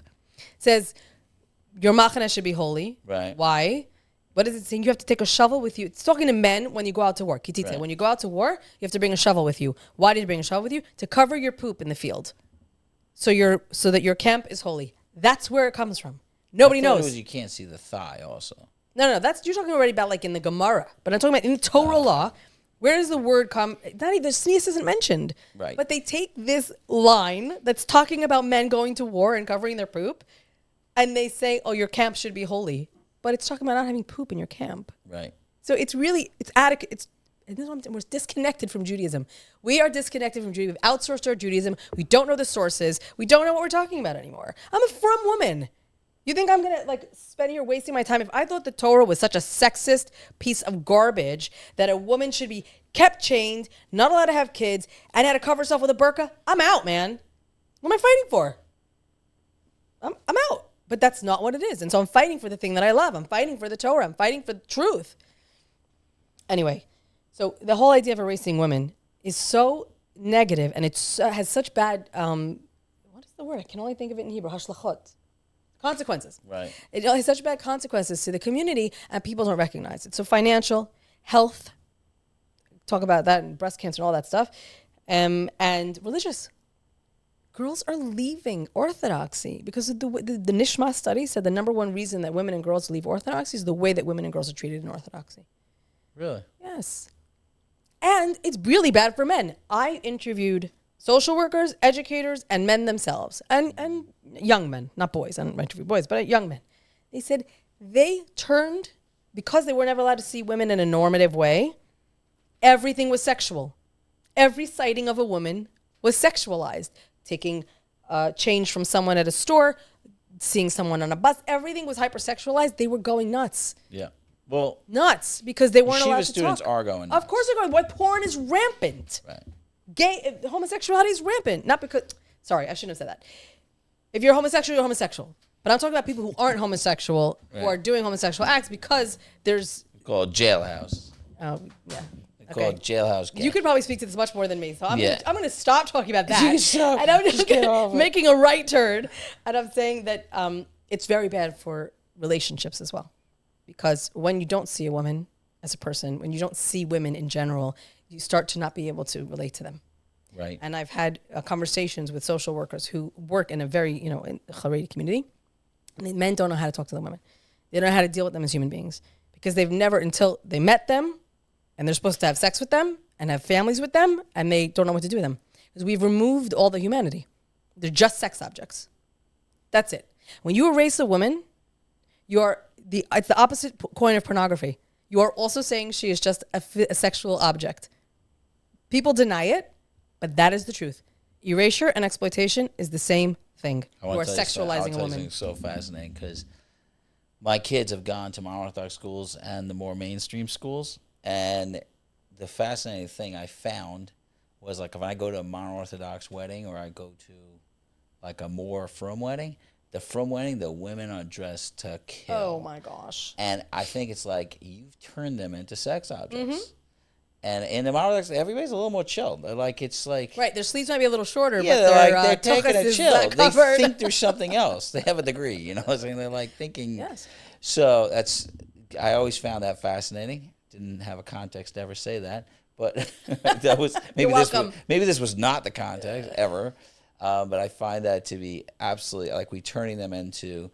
There is one other thing I want to talk to you about, because you've been getting very, very active on Israel stuff. Mm. And I wondered, this is like a kind of a weird question. Like, do you think, I'm going to ask you about one specific part. Obviously, I'm very, very like gung-ho about the Israel stuff too, and you're wearing the free the hostages and tag, the split between, let's say, the Haredim and the Chilonim and, and even the Dati and all the groups, right? Mm-hmm.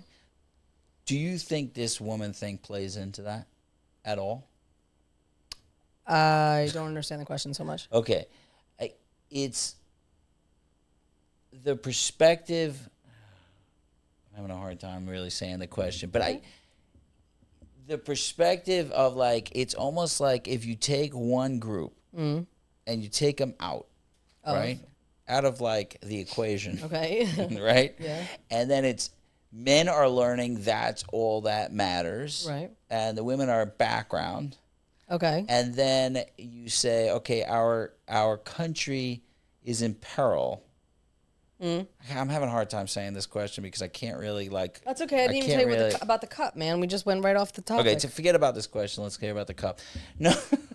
I just looked at it. I'm like, we didn't even answer the question. Yeah, who are all these people on this Let me answer you. Okay, so I've been fighting against the erasure of women. And for a long time, I just raised awareness about it because people were like, what's the big deal? What's the big deal? What's the big deal? So finally, people understand it's a big deal, or at least enough people understand it's a big deal. Right. And now we're doing proactive, putting women back in the picture. Okay. So first of all, we have the Jewish Life Photo Bank. Jewish Life Photo Bank is a stock photo bank of all volunteer model Jewish women, girls, and families to put women back in the picture and to start to renormalize seeing women in every aspect of Orthodox life. Okay. So anyone who wants to use it for a website, for business, for media, JewishLifePhotos.com. That is our project, and we are renormalizing. We have photo shoots from London to Paris to Baltimore. A very exciting project. I have people who ask me all the time, my son's or my kids' classroom has pictures of Rebbes only. Rebbes and leaders, like, whatever. They only have men on the walls. Where can I get women? So I tried to find. I looked it up. I didn't find it. And here you could find a poster of this, but there was no series for classrooms or anything like that. So what happens when you can't find someone you need? Mm-hmm. You make it. So I reached out to a number of Jewish female artists, and I said, I want you to pick one or two, depending on who they were, or what they wanted to do. I want you to pick Jewish heroines, and I want you to depict them in your style. Mm. And so this is, here we go, six female Jewish artists chose biblical and modern day female heroines to depict. Mm. So we have Esther Miriam Root, Nechama Leibovich, Yehudit, Bruria, Yael, Devorah, Chana Senish, and Donna Gracia.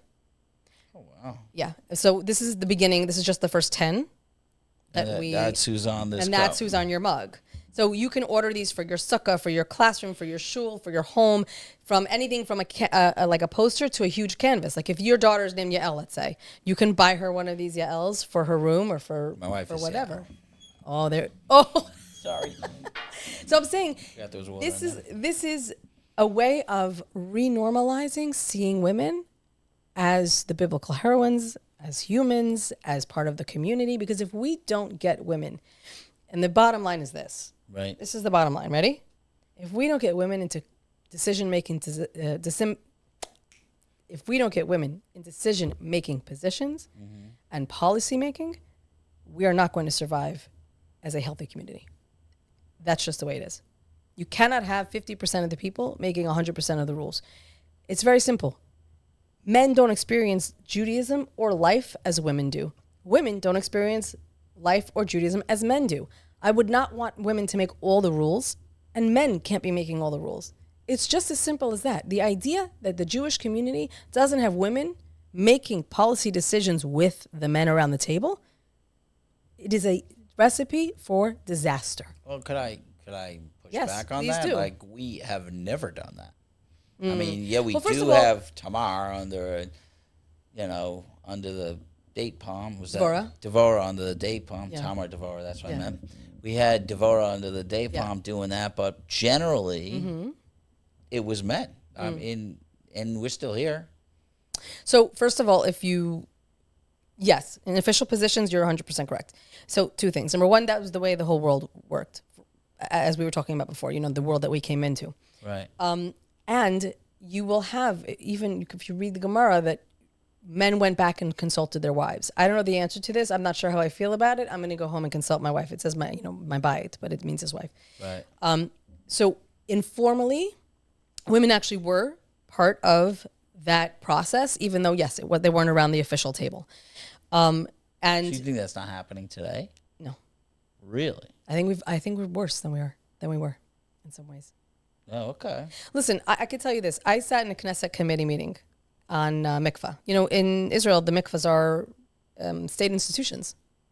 Right. So they are? Mm-hmm. I'm saying right, but I didn't know that. Yeah. What does that mean? It means that they're funded by the government, that they are the mikvah attendants are technically state employees because it's a state institution. That's wild. Okay. Because there's no religion, there's no separation between religion and state in Israel. Right. So they're really rabbinate. The rabbanut is a state institution, and the mikvah ladies are employees of the rabbinate. Well, okay. So, legally, there were women who wanted to be tovel the way that they wanted to be tovel in their own customs. 3 times instead of 7 times, or whatever it was, Sephardi, Ashkenazi, and some women wanted no balanit. They wanted no mikvah attendant for various reasons. Some had been sexually assaulted. Some just were very shy. They didn't want an attendant. Right. And they sued for the right to also sometimes the balanit will touch you. You don't have to be touched. Like there were things going on that were not according to the way the women wanted to do their mitzvah. Right. So we're in the Knesset committee meeting to fight and to try to change the law. Okay. That's not the important point. The important part is this. There are dozens, if not hundreds, of frum women, standing room only in this huge room, talking about mikvah. Okay? And they're here to bear witness, and they're here to say we want our rights, our religious rights. And there's 2 Haredi political parties, and neither of them have women. So there's 2 political Haredi parties, and neither of them have women. They make up about 16 out of 120 seats. Automatically, 16 seats are taken up by men, only men, and there's no Haredi representation for women. Right. Which is a very big problem. So we're talking about mikvah, and Moshe Gafni, who is from the United Torah Judaism, which is the Ashkenazi Haredi party, stands up and looks at all the women in the room and goes, "There's no problem in the mikvah." It so shocked me to hear him say that, to look at women who are the only ones who go to the mikvah every month. He in the mikvah every month. He doesn't know what's happening in the mikvah. He was so insistent and confident that there was no problem in the mikvah. How would he know? How would he know? But it didn't matter that he didn't know. He decided there was no problem. Therefore, there was no problem. If you're not going to listen to the people that you claim to represent, you have no right to represent them. I hear that. So that's the bottom line. If women were in charge, and we told men that the things that they were saying were problems weren't problems. But how did we in the past control the situation where men would go and consult their wives? Like, I'm assuming in the past there was some jerky guys too that didn't listen to their wives. Well, right. So actually what you're saying is very important. Why? Because the next thing they say is, my wife is fine with the mikvah. So if his wife is fine with the mikvah, everyone should be fine with the mikvah. Because obviously one woman's experience is every woman's experience, right? Right. You just can't. The idea that a certain population of people, whatever that population is, can make rules for everyone else and should be making rules for everyone else, it's just absurd. I'm just wondering how it worked in the past. And you're just saying it was just different? So I think, well, first of all, yes, it was different. Right. We didn't have an institution. What did stop? We didn't have an OU. We didn't have an RCA. Right. You had local rabbis who listened to their loal population. And if you're going to talk about the Sanhedrin, way back. So yes, that was not institutionalized. I guess that you would call it a centralized body. Right. And they were, first of all, they were making the rules, like literally building rabbinic Judaism from Torah Judaism, which was a completely different animal. There were no shuls. Everyone went to the temple. Right. There was no tefillot. Everyone gave sacrifices, or not everyone, but the Kohen gave sacrifices, and you gave sacrifice if you had a korban toda or whatever. Judaism was different. It was a different religion, and people really forget that. Like, I didn't know what went on in the Beit HaMikdash on Shabbos. I didn't know. I didn't learn it. A lot of blood. Yeah, it was a completely different religion. It didn't look the same. Life was different. But I'm talking about Europe for 2,000 so again, years. you had smaller communities, and the community rabbi issued piskei din, or decisions or customs for that community. Look, the way Sephardim, and not everything, but some things are very different in different communities, because that's what the community needed or wanted. In some places, covering your hair is a chiyuv. Meaning you have to cover all of your hair. That's the way the community holds. In other places, you could have a band, and it's considered covering your head. Covering your head. Right. And that's also good, because that's the community's decision. And so obviously not everything is subjective, but certain things are subjective. Right. And so when you're talking about customs, that's a very subjective thing. And it's supposed to be. You're supposed to be. Do you think the women would be upset if they felt like the men actually had their back? Like, no. I'm curious if you're going to... I guess every fight could be won, but it seems like for all these years, they've allowed the men to be in charge. Now, I happen to agree with you, and I don't really care about a lot of things other people get upset about. Like, I think there should be women rabbis, and people get very upset at me for that. Sure they do, yeah. But they... And I'll get in trouble if I get in trouble for that, that means someone listened to an hour and a half of a podcast, so I'm happy. Is that how long we're talking? I think it's longer. I think it's longer, too. I think it's longer. Okay, we're gonna see, that's the cue to end. That's why you took my phone, so I don't know what time it Yeah, you don't know anything. I have this. You see this? You just look down. There you go. Oh, my God. It's too long. It's too long. Okay, you know what? Yes? I'm not going to say my point at all. No, you should. No, because I want to ask you a final question. Oh, okay. No, because I think that I have a lot of thoughts that I would like changed. Okay, I will continue. I have a lot of thoughts that I would like changed, and I trust the women in Judaism more than I trust the men. I definitely trust the woman in my house in Judaism more than I trust me in Judaism. Right. She is a very devout Jew, and I'm just trying to hang on to the coattails the best I can, and it happens to be me. So some people might have a different situation. I don't have an issue with that, but I could tell you that at no point did the women have any real leadership besides for a couple of, you have a couple of cool people on this. Yeah. Most of them are not leaders. She's a spy. She's someone who lops someone's head off. I'm saying you do have some leaders on here. Even Bruria, who was like freaking legend, she wasn't a leader. No. She was just... well, you know what? It depends on how you define leader. Right. I wouldn't mess with Bruria. That's for Definitely sure. not. I would not mess with Bruria. That story about the two sons dying on Shabbos and not telling. What a crazy story. Anyway, so she's just like, she was something. I don't have a problem with that, but I don't see everything changing. But I do see like us making it clear to the men running the show that the women have to feel like you got their back. Right. And I think that seems to be the discontent. Like, I don't think women would have such a problem if the men were running the show if they and doing represented a good job of it. us. If they did a decent job of it. Yes, I agree with you. Okay. I agree. Again, I wouldn't be where I am insisting on what I'm insisting if I didn't see stuff falling apart. If I didn't see my daughters being put in the back of the bus, women being erased, women not being able to get out of marriages.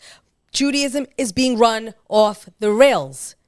That's why I'm talking. That's why I'm here. I have a degree in environmental studies. I wanted to be cleaning up the environment, not fighting for my Judaism. My Judaism should be my religion, not my job. Right. And I can't get that because it's being destroyed. So that's why I'm doing what I'm doing. Not because I'm like, oh, come and listen to me talk. No, I had no desire for that. Okay, people don't know this. Here's a little tidbit. I started writing a fantasy novel. I really just wanted to be a writer. When was that? Like a while ago? When I was pregnant with my first son. No, I was pregnant with my first son. I never finished it. And I am who I am today because I love my Judaism. I want it to survive for my kids. And at this rate, it won't. This is not an option. It's not an option for me. It's my religion. It's my identity. It's my nation and it's my country. The way the Orthodox world goes, so goes Israel. They are in charge of everything. The ultra-Orthodox control everything. They're controlling it all. And, by the way, that's another answer to your question. Politics have mixed with religion. And the minute that politics mix with religion, that is a disaster. The OU, the RCA, it's all political. It's not pure. Right. It's not pure. If they separated these things, if you separated religion and state in Israel, you'd have a much, much better Judaism. I think that would come up with a lot of other problems. But okay, so but no, I think there'd be a lot of other problems because how could you have a democratic like it's a Jewish state or a democratic state? I'm not sure you could do both properly. That's something else. You can be culturally Jewish but not religious. Right. Right. I'm saying splitting right. But I'm saying really the religion is the one who decides who's Jewish and who's not. Yes, so that's definitely something that would have to be resolved. But do you know how many people have been turned off to religion in Israel because of the Rabbanut? Devastating. Wow. Devastating.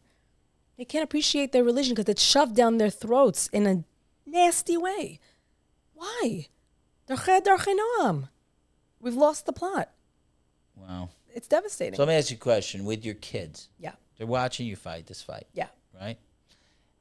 Are they able to separate, the ideal of Judaism and the people of Judaism? Like you're coming at this as a full-grown adult, and you're able to see the nuances. But you have kids that are pretty young, and they were young when you started, and they're watching you. Mm-hmm. I'm curious, how are your kids viewing this? Like this whole. I try very hard to teach that to them. That don't judge Judaism by Jews. I'm not the first person to say that, by the way. But I do, very, very much. And Torah is beautiful. Hashem, you have to have your own relationship with Hashem. Nobody can make your relationship with Hashem. You have to have your own relationship. I can't make it for them.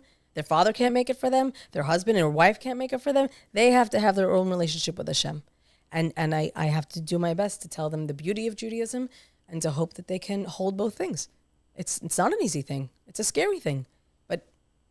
That's life. We weren't put here to, I don't know, like. So they're. I feel I get a little scared with my kids. Sure. Because my kids, they're amazingly smart, and they have like these amazing discussions. Let's say we had our Seder, and we were done at 4, and I was the first person. 4 a.m. Yeah, I was the first person to go to sleep. No one else went to bed till 6. Wow. The discussions go on and on and on and on and on. And I'm like amazed by it, and I'm always scared that some of my stuff coming home. Yeah, I understand that. It's I'm glad you're able to. Well, you can't insulate. You can't insulate your kids. Right. Well, we can from the outside world. People do that. Sure, and then they get molested in yeshiva. Next topic. No, I talk about that topic an awful lot, but we're at almost a 2-hour mark. Yeah. So The last question I'm sure my aunt's been outside for an hour. Yeah. What? Nothing. Go on. Oh, is your aunt here? She maybe? might be. I don't know. He's got my phone. Oh, really? Oh my gosh, we should just invite her in and put her on the podcast. Tell her to come in. Yes, she was in Aguna. What? Does she want to talk? She might. Like a little bonus, folks. A real live Aguna. You want to tell her to come in? Come to the back. You give my phone. Oh, should I get up and get it? Can you give me my phone? How do I tell her to come in? Well, tell her to go to the back. Yeah, just tell her to go to the back of the house. Ellie, oh go my open God! the Why back didn't you tell me? Is that back door locked? Go open the back door. It's not locked? Well, this was literally an hour ago. Oh, no. It's so nice. You're probably just relaxing out there. I don't think so. But, okay, what is your last question? Okay, the last question. Holy shit. 6 missed calls. Do you want me to take that out? If you should, that happens to every podcast I have. Oh, my gosh. Ellie. Oh, he went to go get her. Yeah. All right, what's your last question? I don't know if he's even doing the videoing anymore. Oh. Okay. Okay. Okay. My last question. He's videoing, but he switches the cameras. Okay, I'll tell you the last question. The last question is this. What is your rooftop yelling to the world? Like one idea that you just wish the world would just know. Like if you have let's say this podcast went to 100 million people, like everybody. What do you want to yell to the world? You are responsible for Judaism, for your fellow Jews. You have a part to play, and you should be seeking justice, whatever that means in your Daled Amos. If that means someone needs your help for tzedakah, if it means someone needs your assistance as an aguna, if it means a young person needs your help because they're losing their way. You, Kol Israel Arivim Zelazeh, is a principle that is, it has held us together for 2,000 years, and it has to hold us together for 2,000 more. And outsourcing of Judaism, in my opinion, has been our downfall. I think everything stems from there. And I think we have to remember that we are responsible. We're not just followers. We're not sheep. We're meant to be active participants in Judaism. Judaism is a contact sport, okay? It's a participation sport. And I really think that once everyone recognizes that, then they'll open their eyes and they'll see through that lens of what can I do to make this a better place. And I think once we do that, then everything falls into place. Wow. Okay. Well, I want to say that it was a tremendous honor. Thank you. It was nice to finally say don't meet your heroes. I enjoyed meeting my hero. Oh, my goodness. I very much appreciate the work you're doing and the fight you're doing. And I'm sure there are many other men that feel that way. I hope so. I haven't met them. I hope so. But I'm sure that Ellie feels this way. Thanks, Ellie. The people who are helping broken people feel this way, I believe. You know, like they see it. They see people suffering, and they're like, "Oh, what are you yelling the word halacha?" Like, yell someone suffering. Right. There's a fire in the building. Stop yelling. Well, do I go in because other?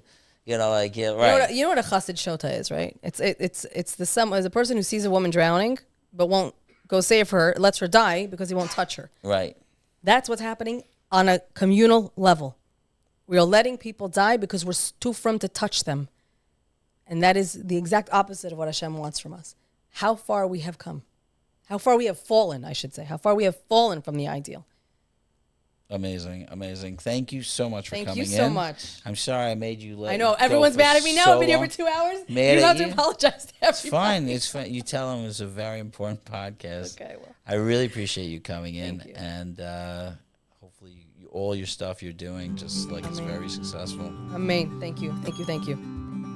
Thank you for this day that I've been given. Thank you. Thank you. Thank you for this chance.